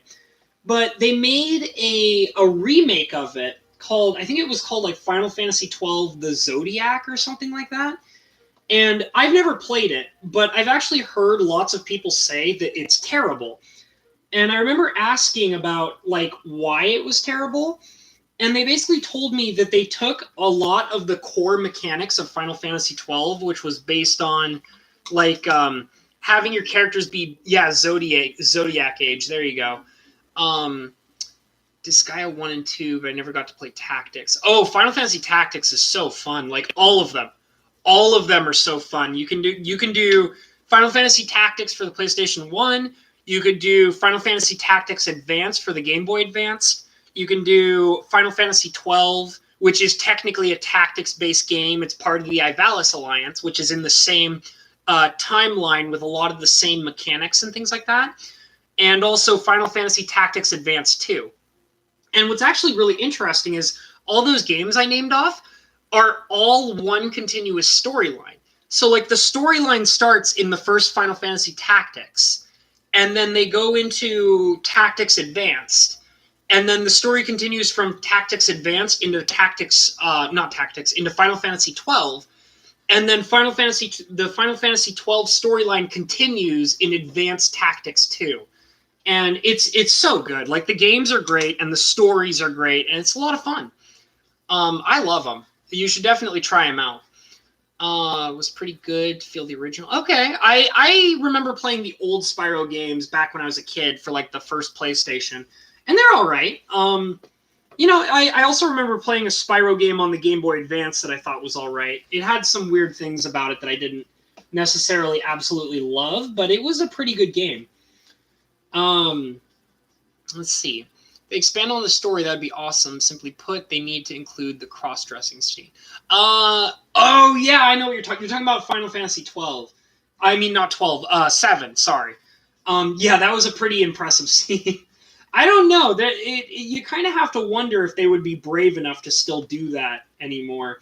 I guess it kind of depends, like, who's making the game and how badly converged they might be, I guess you could say. But I mean, I would hope that something like that would still be a part of the game, because I mean, it was actually important to what was happening in the storyline at that particular time. There's now classes that restrict what you can learn. Yeah, that's not cool, man. That's not cool. One of the things that made the first Final Fantasy 12 so genius is that every character was a completely blank slate. Like, they all had their own stats, because they were all different characters with unique stats and had specialties in certain things, which was all right. But on the actual license board, they could do whatever they wanted. You know, you could make your healer character into a thief. You could make your bow and arrow character into a red mage. Like, that was what it was all about. You could just, do whatever you wanted with any of the characters. And another thing that I loved about Final Fantasy 12 as well is that all of the characters were main characters. Every single character mattered to what was happening in the storyline. And I always really liked that. I like it when it's like the story is not focused around one main protagonist. There's all these interesting characters that all have their own important role to play, and they all kind of do their own thing. And that's what I really liked about that game. They really did a good job with that. They had, like, I can't remember how many exactly it was, but I believe it was 6. 6 main characters that you constantly had to juggle, and they all kind of had their own little storyline going on while the game was happening. And all of the storylines of every individual character converged into one main thing that was happening. Like, it was all very focused around what was happening in the main plot line, but they all kind of had their own life to go through. It was very fun. It was probably one of my favorite Final Fantasy games of all time. If they expanded on the story, yeah. Let's see. There's now classes. Yeah, I read that. Zodiac Age is based on the international version release. The North American release was just different than the international, in that every character is every class. I didn't know that, Cloud Brooks. That's really... So you mean to say that the international version was more restrictive than the version that they released in America? That sounds very backwards to me. Normally it's the opposite. Like the version that is given to everybody is normally the one that is the least restrictive, and then they restrict it special for America or for other particular countries. So that's really interesting to know. I didn't know that. I actually have the, you know what? While we're talking about it, let me go ahead and show it off because I feel so cool about it. Hold on, guys. Check this out. Give me just a second here. Oh, yeah. Final Fantasy 12 Collector's Edition. That's right. It's a metal case. Super fancy. It's one of my prized possessions. I love this game. It's even got like a bonus disc in there and everything. And it's got this extra thick player's manual. It's so cool. Like I said, it's basically one of my favorite video games of all time. I went all out with it. I even bought the special edition, like, basically Final Fantasy 12 Player's Bible, you know? Which I say is a Bible because it's thick like a Bible. Like, not even joking. It's ridiculous. But I love it. I love it. Definitely one of my favorite games of all time. Oh, that's too bad, Rillo. It's really cool. they actually show you on the bonus disc, like, it's got all this cool stuff about how the game was made, and like they show you like people in the process of like testing the game, and like showing you all the interesting little features in it, and it's really cool. I love it. I absolutely love it. Like I said, one of my favorite games of all time, hands down. Had great memories of playing it. And I mean, there's a lot of people who also like complain that one of the things that made the game not fun was that you could basically turn all the characters into NPCs and they would just do everything for you. But like, you didn't have to play that way. Like, that's like what I liked about it, is that you had the ability to micromanage every single thing. But the thing is too, is that if you did micromanage everything, it was hard. It was so hard to micromanage every single character and every single thing. And I actually got it to a point of where I was actually able to have like a build where every character could do their own thing based on like what they were fighting or what they were trying to do. And that was really fun because like there would be times where it's like, oh, I gotta step away from the game for a second because I need to go get more snacks. So I would put on like the auto mode and it would just play for me while I'm gone. And then I would come back like 10 minutes later and they would have killed everything in sight and looted everything in sight just the way that I wanted them to. And then I could just take it off of automatic mode and regain control of every character, like how I wanted. And frequently what I would do is I would basically put like most of the characters on autopilot, but I would have like either like one or two characters on regular mode so that I could like control it the way that I wanted it to. And that's generally how I played it. I loved it. I loved that game. I like the feature of like not having to control everything when you feel like it, but also being able to have full control whenever you feel like you need to have full control. Like it gives you a lot of options in playing the game. I love it. Yeah, please. Cloud Brooks. Please God, do not let it be a microtransaction. Oh man. But it beat up to hell. Oh yeah, no, I take very good care of my games. See, you gotta understand something about me. If you guys don't already know, I'm a collector in general. Like, and I don't mean like, I mean, I feel like that's pretty obvious with like how I treat my Magic cards, but I'm a collector with everything. I'm a Magic card collector. I'm a comic book collector. I'm a video game collector. Even weirder, I also collect glass. I'm a glass collector. I love glass. Whether it's like glass bottles or glass sculptures or whatever, I love glass. I don't know what it is about glass that I love, but I do love it. So I also collect rare books too. I just like to collect things, and sometimes I have to be careful because, you know, it can get on the verge of being hoarding. So I do generally have to be careful with what I'm collecting. But so generally when I'm collecting things, I try to take very good care of them. I've been that way since I was very young. I think I'm trying to remember where my collecting ways started. I want to say it probably started around when I was a teenager. But no, I think it was actually when I was younger, because I remember another thing that I collected was because I played Pokemon a lot. And as a kid, I liked collecting Pokemon cards, and I would take very good care of my Pokemon cards. And I also collected Pokemon video game boxes. So like I have like a lot of like old Pokemon video game boxes that are still in great condition. I even have like a collector's edition of one particular Pokemon game, and I've kept it in such good condition that the resale value for the entire collector's edition of this Pokemon game I have is like worth something like $300 or $400 because I've kept it in such great condition.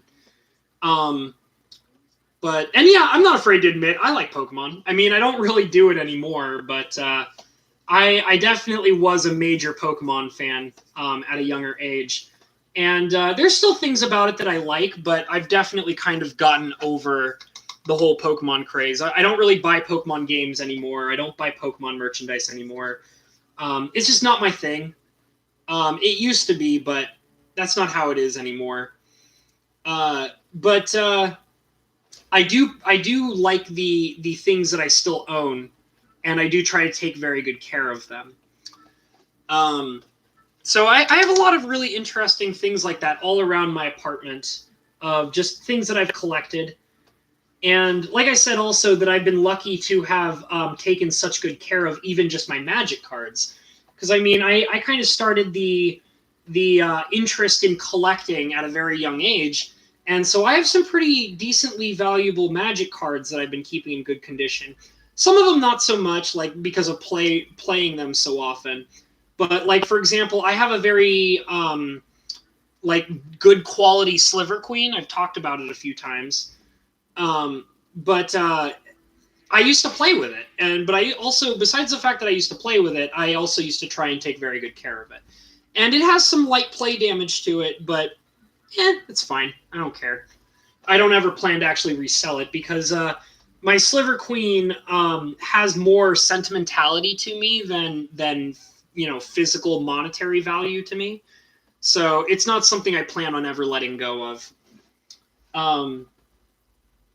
For anybody who's been watching me do this work on this, because I know I've been blathering about all sorts of things and not necessarily what I've been working on, I've been lightly using white all along the bottom here, and the whole purpose of that is simply to just give the land a bleached look, a sun-dried bleached look, just to make it look like it's been out in the sun and there's not much muddy color to it. So, yeah. Let's see. Oh, man. You guys are chatting up a storm today. I'm building my friend's Gambit system for the Gilgamesh. Oh, Gilgamesh. Oh, bleh. Gilgamesh. Ugh. Terrible. Oh, God. That was awful. That was an awful fight. That took me many, many tries before I was able to beat him. He's such a dick. Along with shells, I collected cobalt blue glass washed up on the beach when I was a kid. That's cool. I love glass. I really do. I don't know why I love glass, but I do. I've liked it since I was very little. Looking for shark teeth. Yeah, that would be actually pretty cool to collect. Let's see what else here. Yeah, man, I used to have a lot of Pokemon card collection worth a lot. Yeah, Cloud Brooks, I actually used to have a mint condition foil Charizard. And it was actually in like a Beckett case. And it was, like I said, completely factory mint condition, never been touched by human hands or whatever. I mean, I'm sure it was probably touched by human hands in a factory, but it was mint condition. And I showed it off to a friend of mine a long, long, long time ago, and he stole it from me and never saw it again. I never saw the mint condition Charizard or that friend ever again after that. But that's all right. I mean, I don't care. It's not like I actually paid for the Charizard. I got it for free as a gift a long time ago, and I thought it was very cool. But that's what it is. Kids are dicks, so whatever. I do have some other pretty cool Pokemon cards. I'd have to I have my binder somewhere. I have like a couple of like ultra rare cards, but I don't think Pokemon cards are really worth anything. So it's not like I've ever. That's another thing is like that I've always liked about Pokemon cards is that they're not really worth anything. Like they're just kind of cool to have. That's that collector mentality of me. Is that I don't really care about the fact that they're not really worth much. They're just really fun to have. And as a person that, really used to love Pokemon, I just like having them. That's what it's all about for me. And I mean, I used to play in the very early days, like I first started buying Magic cards. I first started buying Pokemon cards in the very third set ever released for Pokemon. And so I even still have the old booster box for that set. It was called Fossils. I'm pretty sure it was called Fossil Edition. And I actually still have the booster box, but it doesn't hold cards. It holds other things. And I also have pretty much the majority of the cards from that booster box. A lot of them are bulk, but I do have some cool stuff. And I also stupidly traded away some really hard to acquire cards for really bad cards, but I didn't really care, and I don't really feel bad about it. um, but I do have some neat stuff. Like when they started releasing the gold and silver booster packs and stuff like that, I actually got a foil Lugia card, which is kind of cool, which I still have, and some other things here and there. Let's see. Collect slivers and sliver accessories. Okay. That's funny.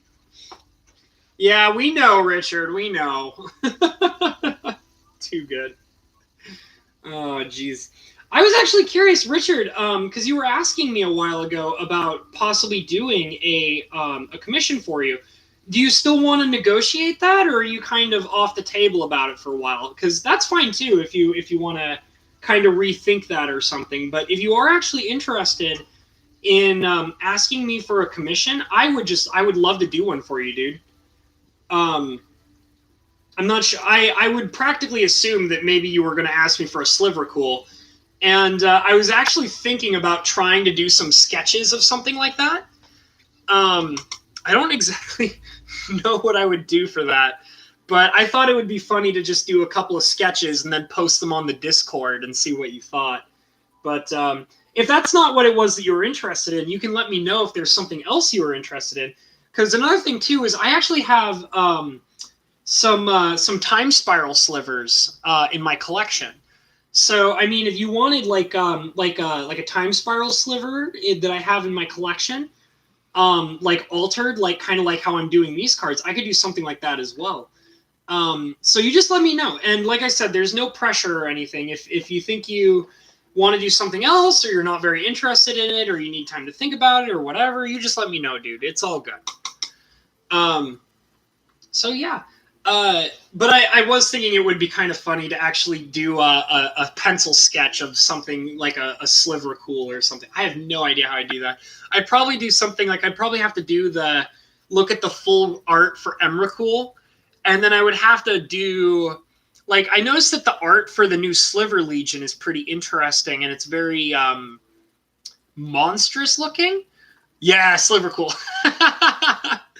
All right. Well, you know what, Richard? Just for you, dude, I'll start working on some sketches, and I think you're in my Discord already. So I'll start working on some sketches, and I'll post them into the Discord, and we can negotiate something if you're interested. And then you can have the only Sliver Cool in all of existence. What I might do though is. I might have to look into what I might do is it might be something where I would take like an actual copy of Emrakul and I'll just do a full altar over it. Like I'll paint over all the art and stuff like that, but I'll keep like the Emrakul text box, which has like all the abilities and stuff like that. And then what I'll do is I'll see if I can edit the text box, like the name box or something. And so it'll just basically be an Emrakul with like a sliver mixture artwork on it or something like that. So I'll let you know. I'll work on some ideas for it, and I'll let you know if I have like a good idea for it. And you can always suggest some ideas to me as well if there's something in particular you want. But I think I'd probably just do a full altar of an Emrakul, and we'll see where we can go from there. But yeah, that's something we'll work on later. I'm going to dip into my weird kind of yellowish color here, and I'm going to kind of I don't know. I'm a little worried about trying to use this yellow right now. Maybe I'll make a new one. Because one of the things that was becoming an issue was that it was too bright. It was actually coming down. Instead of tentacles, there would be slivers. Okay. I mean, honestly, like, or another possibility too. Oh, well, that would be a problem because it wouldn't be colorless. I was going to say, because like I could take like one of the, one of the multicolored legendary slivers that they have now, because those also might be cheaper to get my hands on as well. And I could probably just edit the art for one of those as well, and something like that. We'll see. We'll talk about it a bit more. Like I said, feel free to chat with me in the Discord about it, and we'll get something figured out. So I'm going to move this card out of the way because I want to do some color mixing here. And I have a lot of the base colors figured out already. So what I want to work on is I'm going to start setting up some colors for detailing the piece.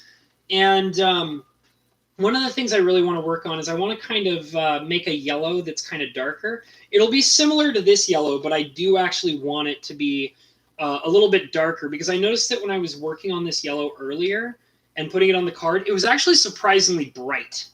So I'm going to try and make a new one that's darker.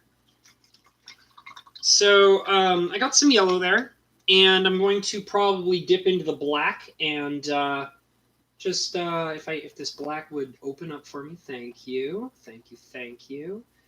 And I think that should be a decent amount. Let's see where that gets us.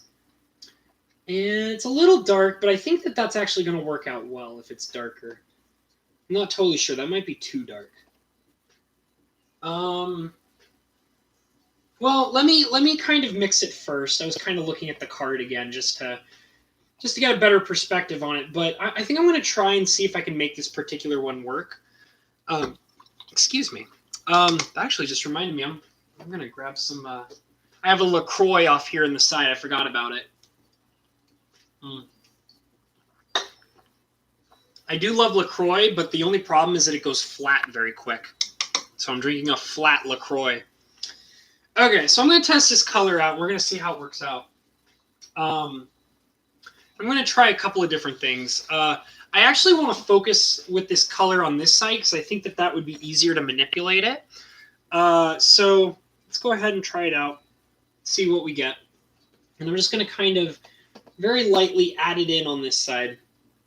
Oh, see, that's way lighter than I thought it was going to be. That's very weird. I was not expecting it to come out that color. And it's fine because it meshes all right, but it's just, it's not what I thought it was going to be. Like, at all. Huh. Interesting. Let me kind of test it on the other side as well and see how that looks, because I was seriously not expecting it to end up being that light of a color. So let me kind of bring it up on this side over here where it's a little darker. I'm just going to kind of mesh it along the sides here. And it actually seems like it works better on this side than it does over there. I don't know. That's very weird. I'm wondering if it's darker in some, like if the actual paint is darker on some portions of it than it is directly where I added the first time. So I do like it on this side quite a bit, though. It seems like it brings that olive-ish color in a lot better for this weird, like there's kind of like an exploding tree or something going on over here. So I think that meshes a lot nicer for that particular spot. I just don't know how it's going to react over here. And I'm debating whether or not I should add more black or if I should just keep trying to use the darker side of this color. So let me kind of add a little bit more to it just to kind of add a thicker color. Let's see here. Just going to kind of try to blend it. To be very careful because I don't really know. This color is giving me some mixed results and I'm not really sure how to handle it yet. It's very weird when like a color looks one way on your palette and then you put it on the card and then it looks like it's something completely different. I might actually just use some black to darken it. I'm thinking that might be the right option here at this point because it's not giving me that really deep dark. Well, I don't know. This is one of those colors where it's really kind of stumped me and I'm not really sure how to go about it. That happens sometimes. It's very weird. So here's what I'm going to try. I'm going to try something. I've never seen that show, Richard. I've heard a lot of good things about it, but I've never watched it. Like I said, I'm not much of I generally just stick to YouTube. I don't really watch like Netflix or cable or movies or anything much. The only time I really watch movies is when my dad invites me over to watch movies with him because he's a major movie buff. He loves watching movies. I'm very thinly adding in a black color here because I want to work with this kind of darker shade, but I don't know how I'm going to be able to accomplish that without using black. So that's kind of what I'm doing here. I kind of think I might need to tone it down just a little bit. So I'm wiping off my brush, wetting it a little bit, and now I'm kind of just trying to spread out that black color a little bit. Just to, just to kind of give it that better, more olive tone that I'm trying to accomplish. This is a very weird color I'm working with. I'm just not sure what it's going to do. Because it seems like every time I try to work with it, it's going to do something different. So I'm just kind of trying to spread it out a bit so I can make it work better in my favor. Here, let me dry off my brush a little bit and see if I can spread out the wetness of this particular area here a little bit. And I think that going with more black might be the way to go about this, I think. Whoop. Got a little piece of something stuck on my brush there. 80s throwback show. I couldn't get past 3 episodes, though. Oh, all right. You know, I don't know. I just find most television boring. I like YouTube. That's my current form of media absorption, you know? I find watching small-time content creators to be a lot more entertaining than large Hollywood productions. You know what I mean? That's just, you know, that's just my personal opinion about that kind of stuff. And I mean, I don't even go to, big movies anymore either. I just kind of, I mean, it's funny because I say, like, I don't watch Netflix, but then I was about to say, I'll wait until it comes on to Netflix. Generally what'll happen is my dad will contact me and he'll be like, hey, did you know that, like, this blah, blah, blah movie came on to Netflix? Like, why don't you come over and watch it for free at my place? And I'm like, all right. You know, that's literally how I've been keeping up with the Marvel movies. I don't even go out and see them in theaters anymore because I feel like it's a waste of my money and my time. So, I mean, I'd rather go over to my dad's house and waste my time instead of my money and my time. I don't know. I don't like Marvel movies anymore. I find them boring. They're all the same. That's how I feel about Marvel movies. They're all just the same damn thing over and over again. Yeah. But I mean, that's all right. People like that kind of stuff, and that's fine, you know? You want to watch the same movie over and over again, that's okay. I just don't feel the same. I don't like watching the same movie over and over again. Okay. So I'm kind of adding these little black streaks here and there. And I'm kind of hoping that what that'll do is it's just going to kind of like add like almost like these little vine-like tree details kind of. And I do actually plan to kind of go over it with like some white probably to lighten it up a bit.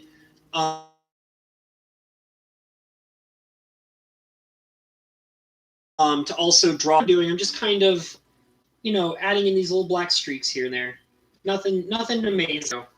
And now I'm going to probably go for some, I think what I'm going to try to do is I'm using an older yellow color. And I'm just going to very lightly kind of add this very light set of yellow on the sides here. Just a little bit. There. And, yeah.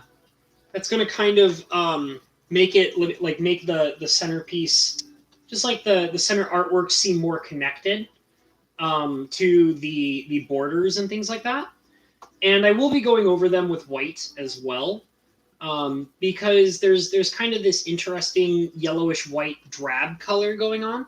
And I know that I can achieve that if I apply the yellow first to, like, first of all draw your attention to the yellow, and then I can go over it with the white and it'll basically just allow it to look more close to that kind of tannish color that's going on. So dip in my brush, and I'm going for some white and rubbing it off so it's a very fine shade of white. And I'm just going to kind of carefully streak it down across these yellowish areas. And it's going to give it kind of that palish color. That very nice little pale color going on. And yeah, there we go. There, that's looking nicer. I like it. I do like it. It kind of makes it look like that the vines and the rot are kind of like spreading out more. And that's really what I wanted. I wanted it so that it's still drab and dark, but it's all just kind of connected really well. That was the goal of that. And I'm just kind of also trying to add just a little bit more to the sides here to just kind of make the colors mesh a little bit better, because it's a little dark on this one side, but I know if I kind of just spread out a little bit of white here, it'll make it look more connected. So you can kind of see it right there. Just like here, let me get a better angle on it. You can kind of see how it looks a bit more connected with these tiny details off to the side here. And that was the goal of that. I just wanted to really make it look like it's just expanded out, you know? And it's getting there. It's starting to look nice. That was the goal. So ooh, excuse me. Okay. So now I'm going to kind of bring the focus back over onto this side, and I'm going to kind of do the same thing where it's going to be using a lot of the same colors, like the olive yellow, it's kind of more of a mustardy yellow, I guess. And also, you know, adding in the dark, the black for shading to draw more attention to the centerpiece, as well as lighten up the viney areas to kind of make it look like it's all connected. So that's what I'm working on. So I'm going to start with this very weird dark yellow color that I have going on here, and the one that I've been using this whole time. And I'm just going to kind of start up here, because it's very apparent to me that there is some kind of I'm not totally sure what it is. It looks like it's like because you can see how this monster here is kind of slamming into this tree trunk and it's exploding. But the way that they've kind of done the artwork on this side is it's also like another tree that just finished exploding a little bit. And my guess is that what they were doing was, when it was further off in the background, it must have slammed into this tree, and then going forward, it slammed into this tree second. So I'm going to kind of draw attention to this tree that's been slightly exploded a bit. So we're going to basically add in that olive color to kind of darken it, to basically complete the tree that's been destroyed over here.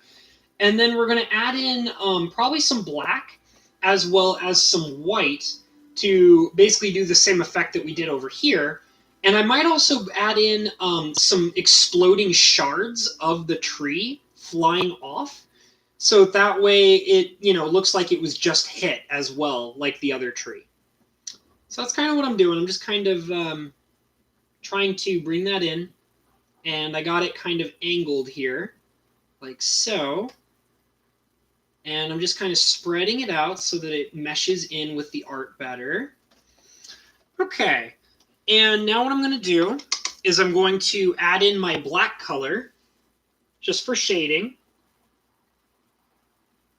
Okay, so I'm going to just very lightly, I'm going to start down here where it's actually more dark, and just kind of adding in and making it look more connected. There we go. And pushing it out and shading it properly. And then we can get lighter and lighter with the black the further we go up, because it gets lighter at the top as well, which makes a lot of sense because that's, you know, where less and less of the tree is being shown. And I'm going to just kind of spread out the black just a little bit more. There. And I'm also kind of like trying to extend out the art towards the bottom to make it look more root-like.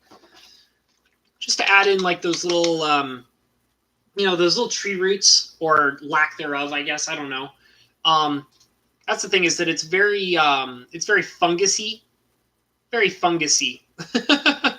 So yeah, there's lots of like little strands of fungus and vines and such. So I'm going to try and make some of that.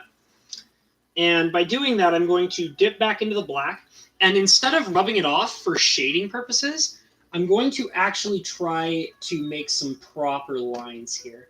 Just kind of off to the sides, thrusting up on the sides there, coming down off the sides as well. Just kind of all over the place, just to really make it look really branchy and viney and things like that. And I will be adding some like white and stuff, because one of the interesting things about how this is done is that there are also lots of like fungus and stuff like that. And the fungus kind of have this like this very interesting like bubbly, like this white bubbly appearance to it. And like little like blobs of fungus and things like that. So that's kind of what I'm trying to actually set up here is the vines, and then we'll dip into the white. And the white will do a couple of things. Like I said, it's going to give us that blobby fungus appearance. But it'll also allow us to kind of lighten up some of the other colors on the sides here. So I'm just going to kind of boop, boop, boop, boop, boop. Just kind of adding little bits and pieces, just little dabs here and there, all over the place, kind of on the sides, meshing it with the art. Boop, boop, boop. And that looks actually really cool, because it definitely looks like it's actually meshed in with the artwork better. And you can get more and more crazy with the little white blobs here and there as you get further down, because it thickens up closer to the bottom. And I'm also kind of, now that I'm closer to the bottom, I'm also kind of starting to actually provide white strokes on the bottom, because that's where it's kind of faded out and looking more like the actual like the actual faded colors of the tree and such. So I'm just kind of adding those areas in. Also kind of trying to mesh it towards the bottom, like so. And there, you see, you kind of have like your gross dead fungus tree there. And that's, because Bob Ross is all about your happy little trees, and I'm all about my blobby little dead trees, all the little blobby dead trees covered in fungus. That's how we like it, especially on this particular piece of artwork. And kind of adding in just a little bit more white, just to kind of mesh it a bit better. There we go. And I'm now going to actually go back and grab some more of I'm actually going to go for that dark yellow color again. And I'm just kind of grabbing a little bit off the side. And what I want to do is I want to actually kind of just add little streaks of it here and there. And they're just little tiny little blobs. And they're purposely supposed to look like shards exploding out from the tree. And you can't really see them that well, but we're going to better define them with the color black. And then I'm going to go over them as well with a little bit of white, because that'll help kind of give that more reflective dead coloration to it. So I'm just going to kind of add some black pieces here and there, like so. Pretty much exactly where I put the light colored pieces here and there. So I'm just kind of adding it right there and right there. And that actually looks like it's kind of, little shards of the tree exploding off. Added a few more bits and pieces as well. And now I'm going to apply the white color. And that's going to allow there to be, like I said, like it's going to give it that more fungusy, dead coloration to it, which is what we want. And I'm just being very light with it, just kind of like one quick streak on each piece, just like that.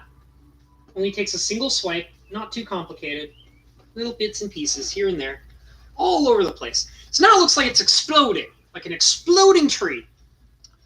And I'm actually probably going to do the same thing on this side as well, right over here. So I'm going to dip back into that very dark yellowish greenish color we have going on. And I'm just going to kind of add a little bit here, like so, and some over here, and some right there, and some here. Just kind of all over the place. You know, it really adds more effect to make it look like as if the tree is actually exploding and this creature in the art is causing much, much more damage. So you want it to look really scary, you know? So I added the green, or I should say the mustardy yellow. And now I'm going for some black to do the exact same thing I did with the other one. And this is just to better define it, so I'm going to carefully kind of just hit it with a single streak. One little streak. One streak there. One streak there. There. There we go. That's looking nice. There. And I'll add like a couple of small dots as well, because that kind of makes it look like it's not all just, you know, little lines and stuff. It's going to be able to kind of make it look like it's coming off in all sorts of little pieces here and there. And now I'm going to go for the white color to do the exact same thing. Okay, and I got my white, and it's good to go. And this is the thing is where I have to be very careful, just like the other side. Just one quick little dab. Just little dabs. Little dabs. All over the place. Little dabs. Doesn't need much. There we go. I like it. I really do. Okay. So there you go. 2 exploding trees on both sides. Very cool. Okay. So now I'm going to start focusing once again more on the borders down on this side. And one of the first things I want to address is kind of more on this side because it's not quite extended all the way down how I would like it. So I'm going to work a bit more on the details for that, just to kind of get it more properly extended. So I'm going to dip into my lighter mustard yellow, and I'm just going to kind of very carefully draw this side out just a little bit more. And I am also going to apply some white coloration just to make it mesh better, because it's once again that situation where it's not quite dead enough looking, because a lot of this is like, you know, the earth is supposed to look very dead. So we're going to add some white just to get it closer to having that more dry and dead appearance to it. Okay. Just nice and careful. Whoop, that's a little bit too much. Little bit too much. So I'm going to kind of try and spread that out just a little bit. There, that one came out a little bit better, but the top one is kind of a little bothersome. So I'm going to try and work on that in just a second. There we go.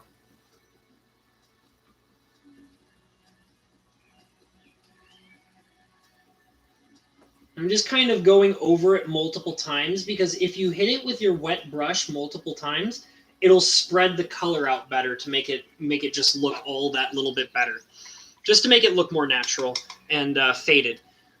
So now I'm going to dip into the black, and this particular black is going to be for some very light lines, because if you look over here on the sides, you can see that there's kind of some cracks in the rock here and there. So I kind of want to just very carefully add a little bit of black shading to better suit that kind of black line look to it. So I just get very light with it. Not too much. Just a little bit here and there, just to make it blend better. More to that area. And I'm also kind of just also overlaying a couple of areas that I've already done.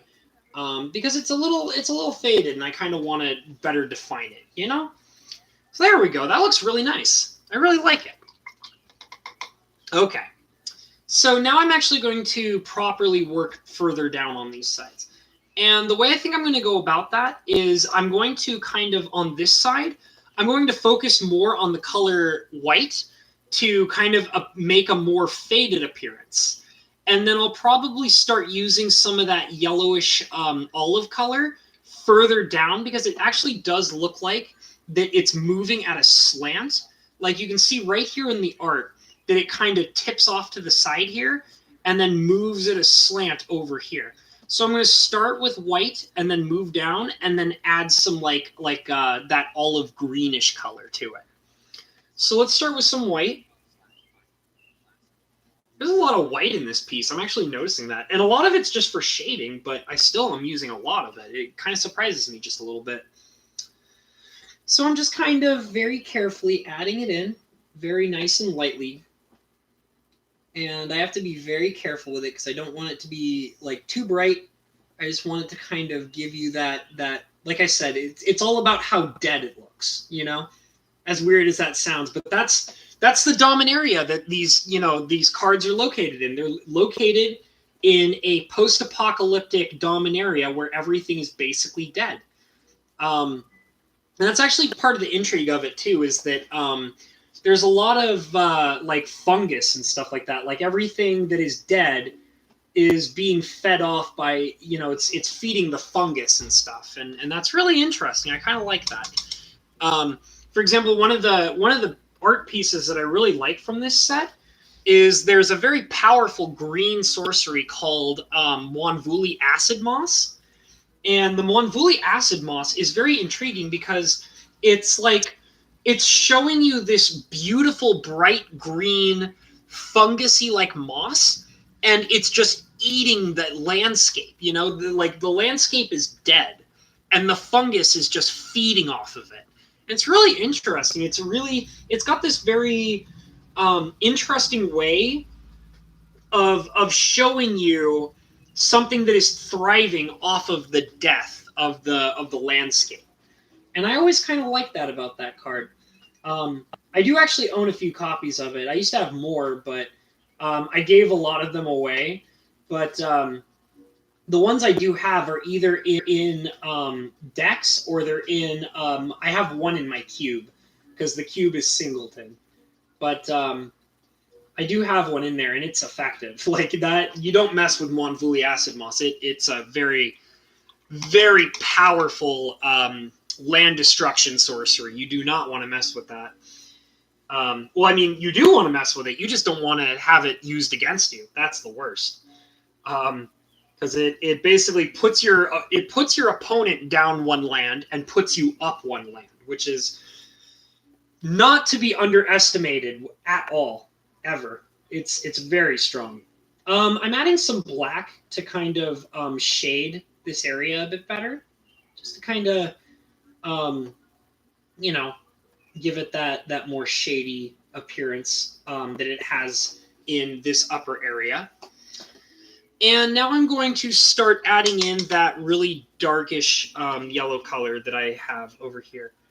I don't think that yellow color exists anymore. I think it might be gone. Okay, I'll just make more of it because that's not too tough to make. So I'm going to move the card out of the way, throw it off to the side, throw up my palette, and we're going to be getting some more of this yellow. This is the color I was using, and it's basically dead now, so I have to make more of it, which is fine.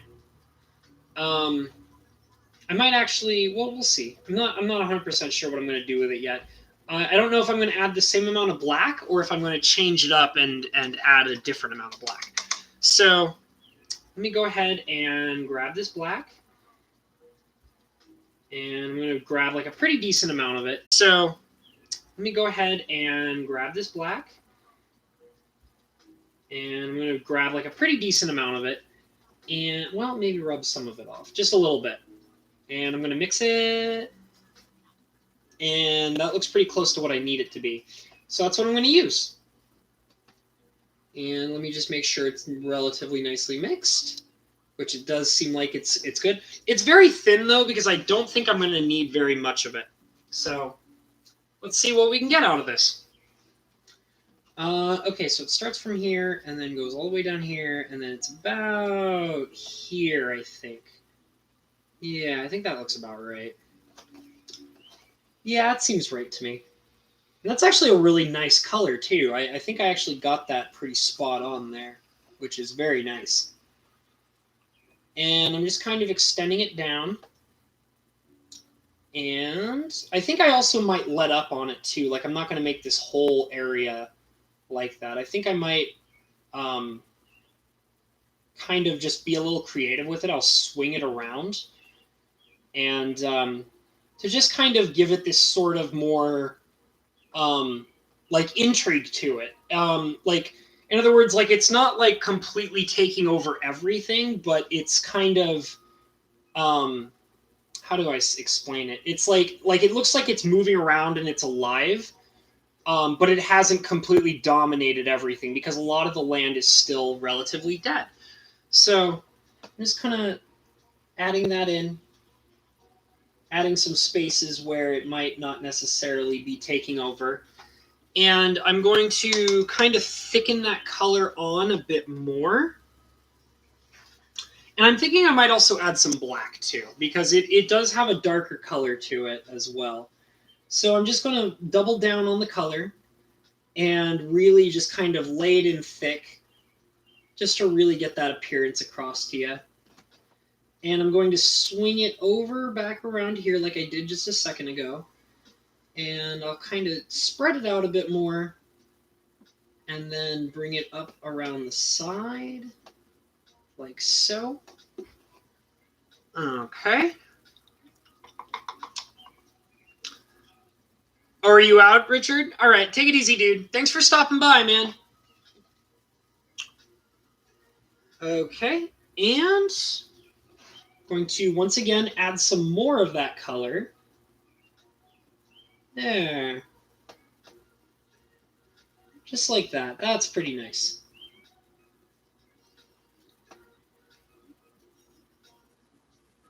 And the whole point is just to it's to make it look like that it's slowly kind of moving around the area and stuff like that. Because that's the thing, is that a lot of the vegetation in of green, they had multiple cards that were green that had like black effects and things like that. Oh, thank you, Hell for Gamers. I'm glad you like it.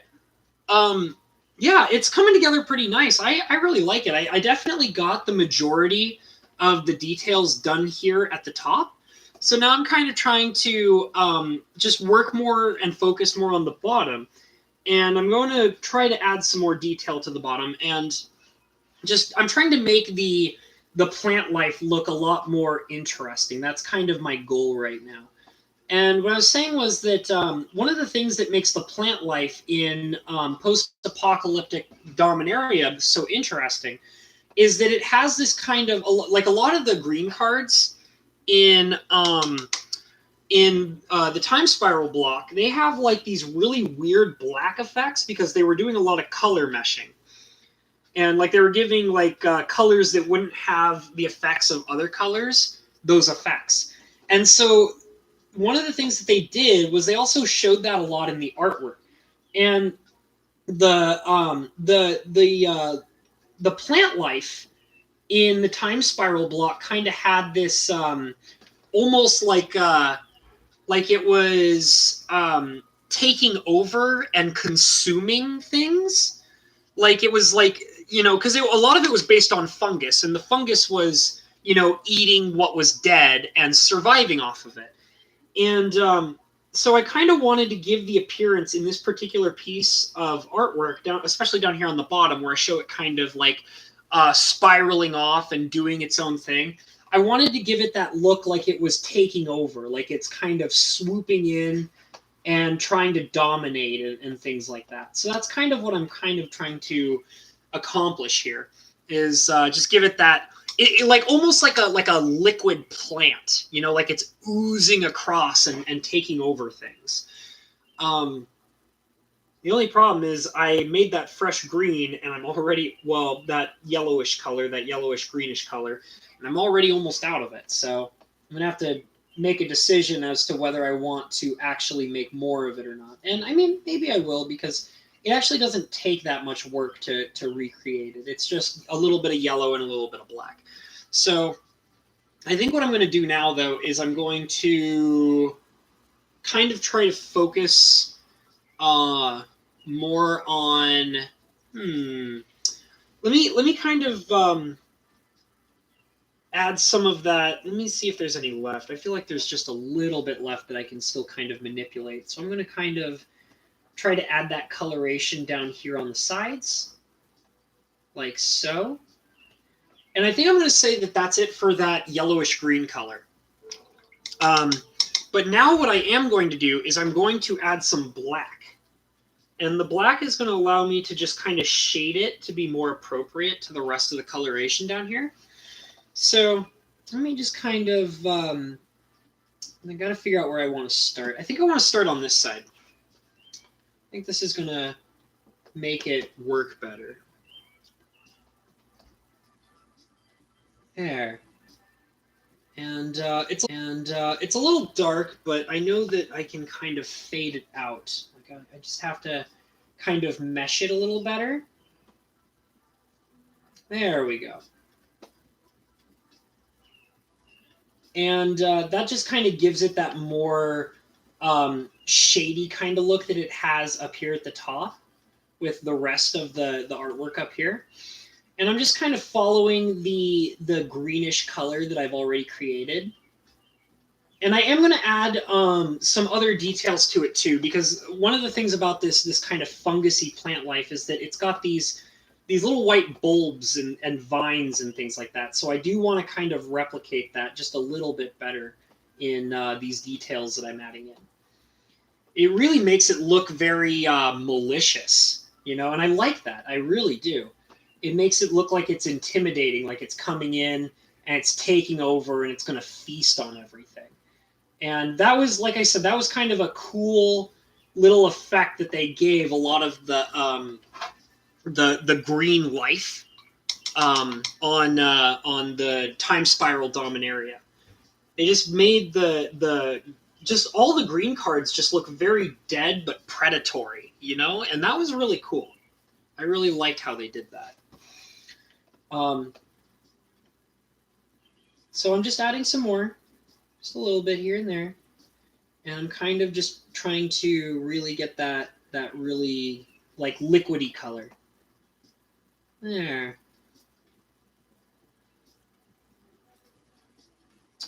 That looks pretty cool. Looks pretty cool. Well, I think it looks pretty cool. I'm sure it's going to look even more cool once I really get those details in. I'm pretty positive of it. There. That looks... I like it. I like it. The more I like this card, it's like... Because, you know, it's really fun when you can take, like, a piece of artwork that's really dark and drab and kind of bland almost. Because I would kind of describe that in this particular piece of art, is that it looks very dark and drab and kind of depressing. But, you know, you can add, like, all these little effects and things like that that allow it to be a lot more interesting and eye-catching. And that's what I really like about working on this particular piece, is that it's just got that effect to it, like, very naturally. So now what I'm doing is I am using more black, but this time it's not for shading. This time it's actually adding, like, vines and things like that, which I do plan on going over again with the white. So we're just going to start here at the top, and I'm just kind of adding in these little lines. And it's just to kind of really give that more creepy vine appearance to it. There we go. And I'm trying to be very careful with it because I don't want it to be too thick. I just want it to be really, just really, I don't know, slinky and viney. I don't know how else to really describe it. I just want it to really give you that overgrown appearance to it, because that's the goal here. That's really the goal. Just bringing it down through the bottom over here. I put some more black on, and I'm just kind of adding in the vine effect wherever I see fit. And it's nice because I get to be kind of random about it as well. I get to kind of just put it wherever I feel like, get a little crazy with it, things like that. So I'm just kind of bringing it up through here. And I also kind of want to make it look like some of the vines are actually controlling where the plant life is going, which is how I've got this particular little sort of tendril over here doing. And I'm going to also bring that around through here. Just like that. Yeah, I like it. I think the glare might be a little hard to kind of make out what's going on, but that's kind of what it's doing, just like that. And it's the eye of the artist at work. You can see what don't. That's true. Yeah, that's very true. It's just nice to have kind of your own plan of what you want to see in the artwork, and then expressing that through actually painting it, and then other people get to see what you're seeing. You know, it makes it a lot more interesting and intriguing, and that's what I really like about this stuff. It's kind of like I've done that in a few other pieces very heavily, where I have like an idea of how I think a particular thing should look, even though that's not expressed directly on the card. And then I get to actually paint it into existence and then share that idea with other people. Oh yeah, you can see my little pupper? He just happens to be right in the camera, yeah. He's got an itchy paw. he's licking his paw, trying to get whatever is itching him out of the way. And let me just kind of bring that up through there. And I'm just kind of being very very liberal with how these vines are being presented. Just kind of putting them all over the place, giving them a little bit of wildness to them and some intrigue.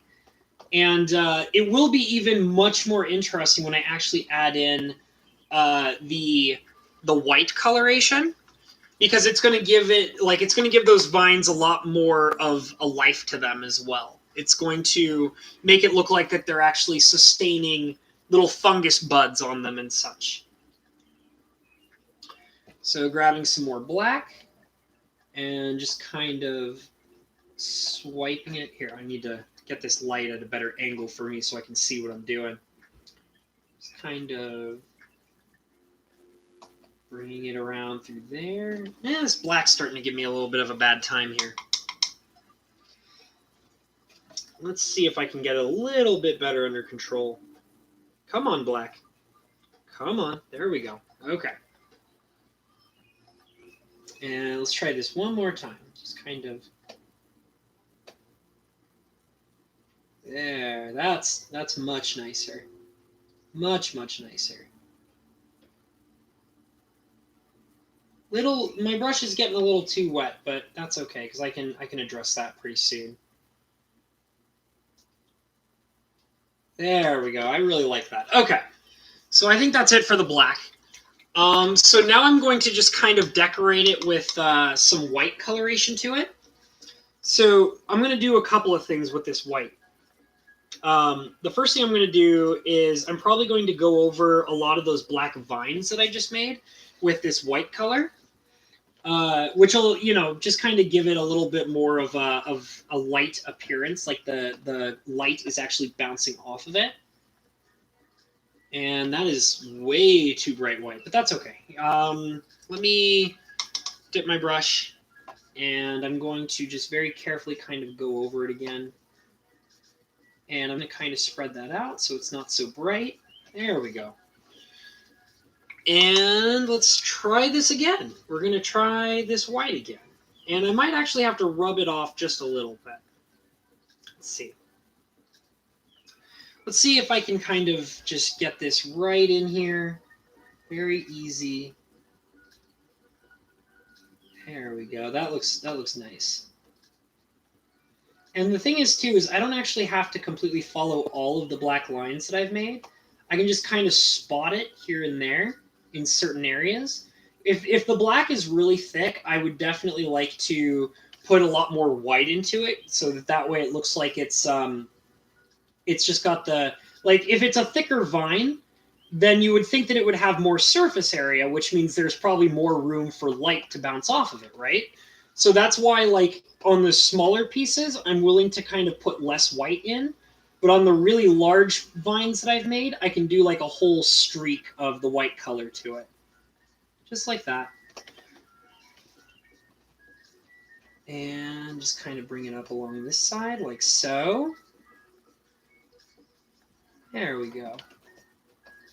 And some white down here. And I'm just kind of spotting it up here on the top, not in large pieces, just little streaks all across. There.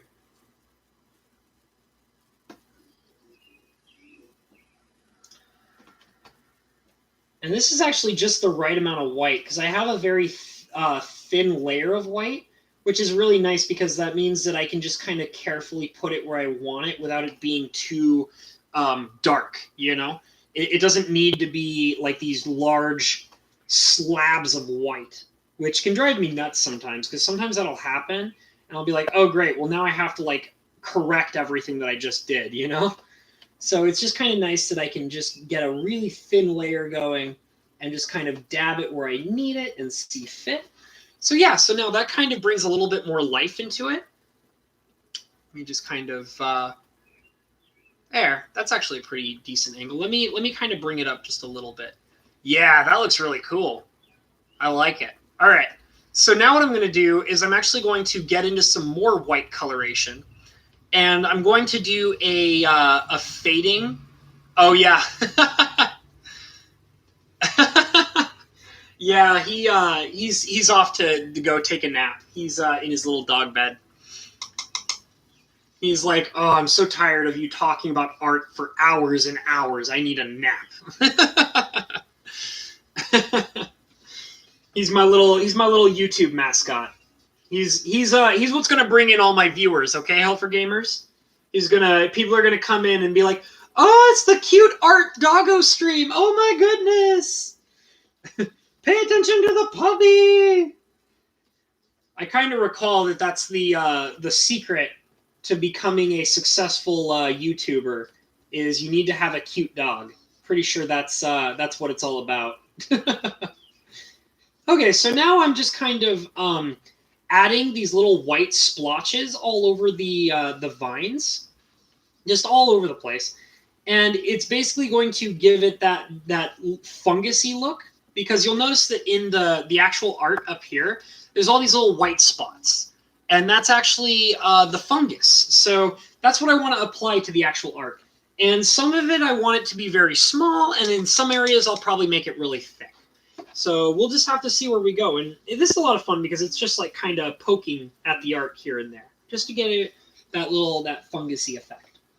So just kind of here and there, some small splotches, some big splotches. There we go.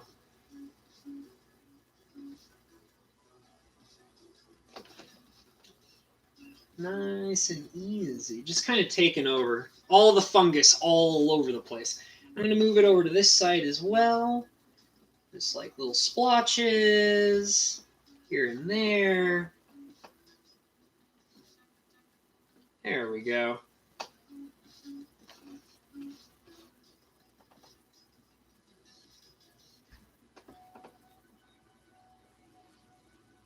Okay. I'm liking it. I really am liking it. I actually did a full art, an altered art forest for Time Spiral, and I actually had to do a whole bunch of fungusy stuff all over it. It was really fun. Very interesting to do. I just like the whole like everything's dead kind of appearance that that the land has in Time Spiral. It's very interesting and very, very different, because it's like, it's so different when you're used to seeing so much art that is all about, how beautiful you can make it. And then you go to a set like Time Spiral, and Time Spiral is just covered in this very dark and drab and depressing art. It's very intriguing to me, and I really enjoyed doing it. It was very fun. I actually have can't pick up. Oh, really? Huh. That's something I'm gonna have to change. I do know that I actually do have to get a cover for this cardboard box. The only reason I've been using this cardboard box as long as I have is just simply because I can paint on it. You can see all the little paint marks and stuff, and I don't care. So I guess I kind of just need to upgrade. I'll be honest. I probably kind of hurt my paintbrush a little bit. Uh-oh. I squeezed my paintbrush a little too tight and it cracked. Yeah, I might need to get some new paintbrushes soon. Oh well. One of the things I really want to do is I kind of want to get like a wooden art slab for doing art, and that way you guys don't have to worry about this ugly cardboard box that I keep using. I just kind of use it the way that I've been using it, simply because I can paint all over it and not care. But I will be trying to change that up. There's a whole bunch of quality changes that I want to do. I want to get a new computer. I want to get a higher quality camera out, just, the ugliness of it, because let's face it, it's ugly. I'm not afraid to admit that. I'm very aware that this station that I... Oh, okay, I thought I was going to sneeze. Sorry. I am very aware that this station I'm using is not the most attractive station I've ever used. But that's, like I said, that's something that I'm planning on changing very soon. There's a lot of quality changes that I really want to do. And definitely making it so that we don't have to worry about this cardboard box anymore is a major one that I really, really want to change. So I actually was talking with, I've mentioned before that there's a lady that I've been communicating with on a regular basis, and she's part of this artist guild. We were actually talking about getting art supplies together and stuff like that. And I told her that one of the things I wanted to do was to kind of upgrade my art table for painting, because you can dab the brush while you're working. Yeah, that's very true. I might just, I could also just get another cardboard box and take it apart and then turn it inside out where the letters aren't showing. So, because all this stuff is just kind of the outside printing. So, I could probably just find another cardboard box and then flip it inside out and work on that as well. So, we'll see. But I really do just want to upgrade the quality of my overall production. The whole thing about how my workstation is right now is I did it this way because I just needed something to work with that will allow me to start doing these streams. And getting into the streaming and actually doing it was my main concern. So now that I've gotten past the hurdle of actually doing the streams, and now I'm realizing that I do in fact, doing this, the next logical step up is to actually start upgrading what I have available to me. So that's kind of what I really want to focus on next. And maybe I'll just get another cardboard box, but like I said, I was talking with this lady who's kind of a friend of mine, and she's part of the Artist Guild, and I've talked with her about art supplies, and we were actually talking about me trying to get some better quality supplies, and I was talking to her about getting a new art surface, a new painting surface to work on. And she was talking to me about going to the town over, because we actually don't have a very good paint supply store nearby. So I just kind of have to work with what I have until I have the ability to go to the next town over, where I can actually look into getting better quality art supplies, because they're just not available where I live. Sadly, even though this town has a lot of artists in it, and it's got the Artist Guild and all that, what it doesn't have is an actual proper art supply store, which is what I desperately need. So that'll definitely be something to work on in the future. And she said she might be willing to go out there, and she would probably take me on her next run to do so. So that's kind of what I'm hoping for, is that I'll have the chance to go to the next town over and actually look for a proper set of real nice, high quality art supplies. That's what I want. I'm adding in some black to kind of shade this a little better.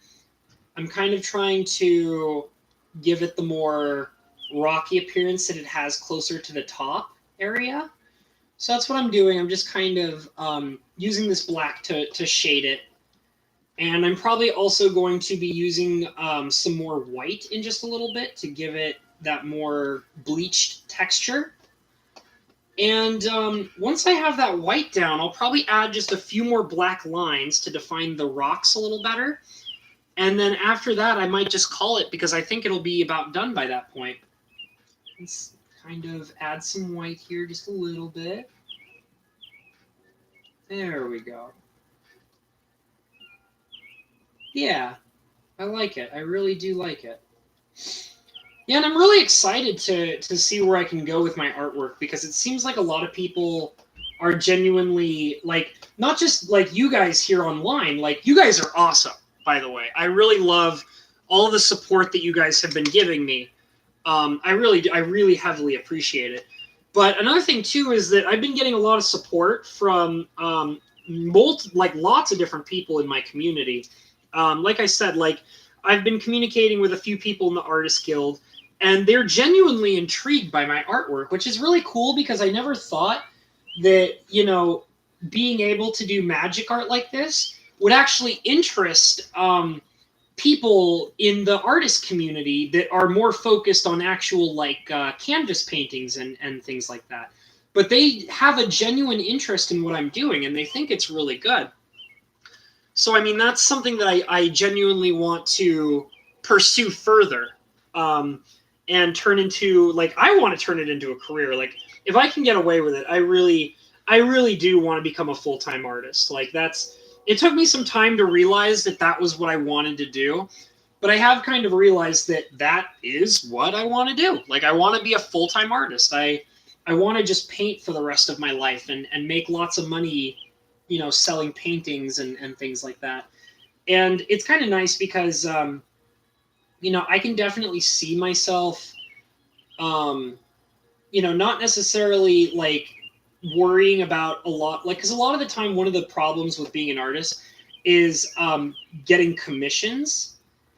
And I feel like that would be less of an issue for me if I stay focused on what I'm currently doing, you know? And I mean, it could be tricky here and there, but I just think that this is the right way to go about this. And I mean, it's going to take me some time to get more properly monetized for my artwork and such, but I do feel like that I'm moving in the correct direction. I really do. And that makes me feel good. Like, you know, I'm getting support from all sides. I'm getting support on the internet from you guys, and I'm getting support from the actual artist community in my area. And it just makes me feel like that what I want to do is actually achievable, you know? I like that feeling. It makes me feel like that I'm not just, you know, pursuing something that, you know, might not happen. It feels like I'm doing something that has a very high likelihood of being successful. And that's a pretty good feeling to have, you know?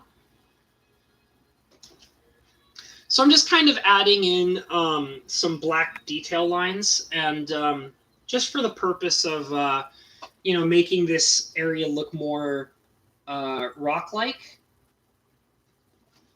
Seem to be having just a little bit of trouble with this black. It's not spreading out the way that I want it to, but I'm making it work as best as I can.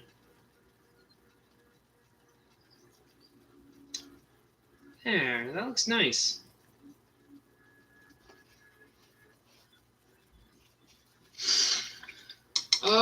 Let's see. One thing I want to do is I kind of made a mess of my black up here in this area. So I'm going to go over it with just a little bit of white. Just a little bit. There we go. I'm just kind of adding it in some more areas just to give that more bleached appearance that it has. Just like that. And I'm just going to kind of add that in right there and right there. Just like so.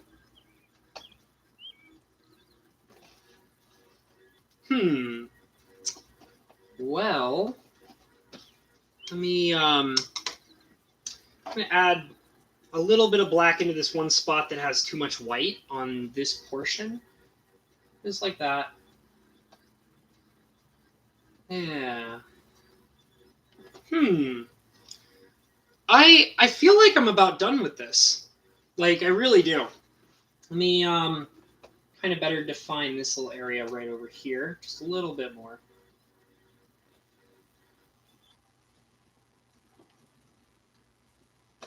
Okay.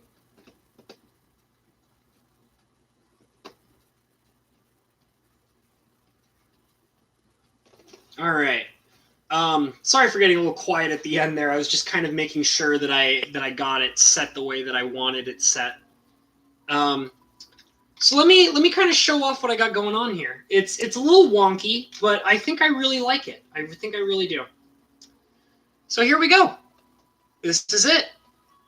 I think I'm pretty satisfied with how it looks.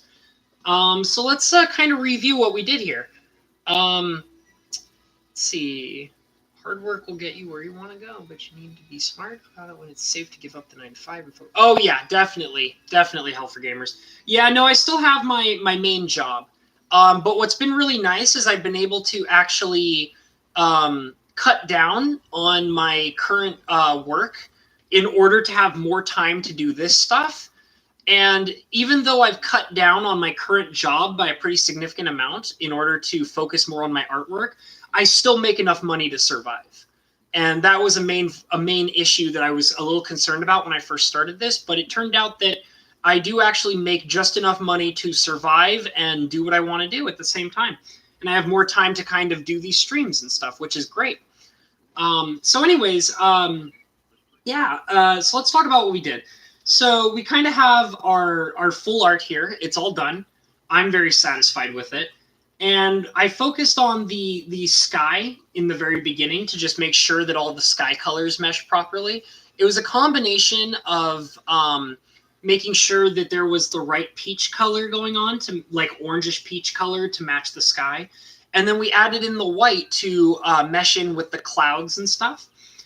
We then kind of focused more on the olive green color, which was to basically define these trees a bit better, the ones that are exploding and such. I really wanted to kind of make sure that that olive green was able to extend down here close to the bottom to make it look like that the fungusy vines and such were taking over everything, making it look like it's, you know, feeding off of the land and such. And there was a lot of details added in for vines and rocks and shading and things like that. So we were able to take some relatively boring colors and actually, you know, do a lot with them. You know, there was a lot of olive green and mustardy yellow and things like that, and an interesting shade of brown. But with all the work on the details and stuff, we were able to actually do a ton of stuff with it, which adds a lot to the intrigue of what's happening in the art. So I really enjoyed working on this. It was a lot of fun. But yeah, I think I'm pretty much done with it. I don't really see anything that stands out to me as needing to be worked on. I'm feeling pretty good. So I think I'm just about ready to start wrapping this up. So if anybody is still in here, I know Hell for Gamers is still in here. Is there anything you guys want to ask me about, or that you want me to mention or talk about for a second, or anything like that? Because otherwise, I'm just going to probably, I'll definitely take my toothpick and kind of do that stuff off stream. But yeah, I'm just kind of laying back a second and taking it all in. Yeah. So it doesn't seem like that anybody's, you know, really kind of wanting to talk, which is fine. So I think I'm just going to call it here. was amazed at your ability to fill in the bottom with so much in so little space. Well, yeah, that's a lot of the fun is that you got to kind of the secret is to take what you have on the top and then kind of try to visualize what it's going to look like towards the bottom. And a part of that too is also kind of imagining that it's closer to the foreground than it is over up here at the top, which is more in the background. Bristleboard sheets would work as a backdrop and a good dabbing surface, and it's like 50 cents for a 22 by 28. Okay, well, you know what? I think I remember you telling me about that before, and I did note it, and that was actually the lady who I was talking about with getting art supplies. That's actually what I suggested to her of what I'm looking into getting for my station here. So I do kind of hope that that's going to happen relatively soon. I don't know if I'm going to have to go and get it myself, or maybe if she's okay with picking it up and letting me pay her back later. So I'm hoping that will definitely be a change I'm willing to do pretty soon. So yeah, like I said, I really do want to upgrade this station. I want to upgrade my camera. I want to upgrade my computer. A lot of little things that I need to change over time. The whole goal here was that, because I know that I'm working with a potato camera, and I'm having all these various different issues of, what I'm working with and what I'm doing all this stuff on. And it's just that the original reason of why things are the way they are right now is that I wanted to just jump into it. I wanted to get into it because I knew that, I was having issues with even starting the streams in the first place. And I knew that I just needed to go in with what I had, see how I did, interact with my audience, have these streams go up and do their thing. And I just needed to get a proper understanding of where this was going to go and where I was going to take it. And then if I liked the direction it was going, which I do, then I would upgrade as I went along. So, and I still have a lot to learn. Like, I still actually don't know anything about video editing, and that's something that I really want to work on and learn. And I have no idea where to start. I know I actually probably need to go online and look up a proper manual and things like that, and really jump into learning video editing. But it just seems sometimes when I try to look into it that it seems really daunting and intimidating. So I don't exactly know where to start, but I do know that I need to do that. And I'm also kind of hoping that once I learn some proper video editing, I'll be able to actually do some paintings where I'll still be doing the painting streams like these, but one of the things I really want to do is I want to do paintings where I can record myself over a long period of time and then basically shorten it down by speeding up the footage so that you guys can watch like a 3-hour stream in like 10 minutes. You know what I mean? So, and I think that would be a lot of fun because I have actually seen other altar artists do that kind of thing. But I want to be able to have the ability to do those, like have those like 10-minute videos that show me breezing through something in 10 minutes. But I also still want to be able to do these streams where I get to hang out with you guys and interact. Because it's a lot of fun. This is really a lot of fun for me. I do really enjoy this a lot. So it's all just, I have all these ideas and I'm trying to put them together slowly but surely and make them all work out. So, we'll see what happens as we go along. Better to gain experience and improve yourself before investing in everything that's costly. Yes, very much agreed, Hell for Gamers. That was definitely the main goal that I wanted to accomplish, was getting myself going and then improving based on the progress that I make. Because I think that's the better way to handle it. It's better than, say, buying a ton of expensive stuff and then realizing that this is not at all what you want to do, So I'm starting from the bottom and I'm slowly climbing my way to the top, and that's how I want to do it. So I think I am going to wrap it up here. I want to thank you guys all for coming out. It says that there are 3 people in this stream right now, so all 3 of you, I really appreciate you guys being out here. I had a great time painting this and chatting with you guys and having a good old time. Feel free to, if you're not already subscribed, feel free to subscribe if you enjoyed this particular content. If you do subscribe, please ring the notification bell. I also earlier in the chat, I linked in my my Discord chat room. So if you want to talk with me about artwork or ask me for a commission or even just talk about Magic cards, feel free to join my Discord server and you guys can chat with whatever you want. And I also have now officially, as of a couple of streams ago, I've officially set up a PayPal.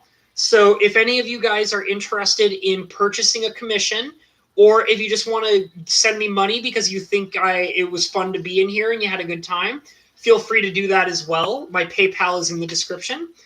And I'll close out the stream by saying follow your dreams, because if you follow your dreams, it'll take you exactly where you need to be in life, okay? So have a great time, guys. I loved having you all in here. I'll see you in the next stream. Bye.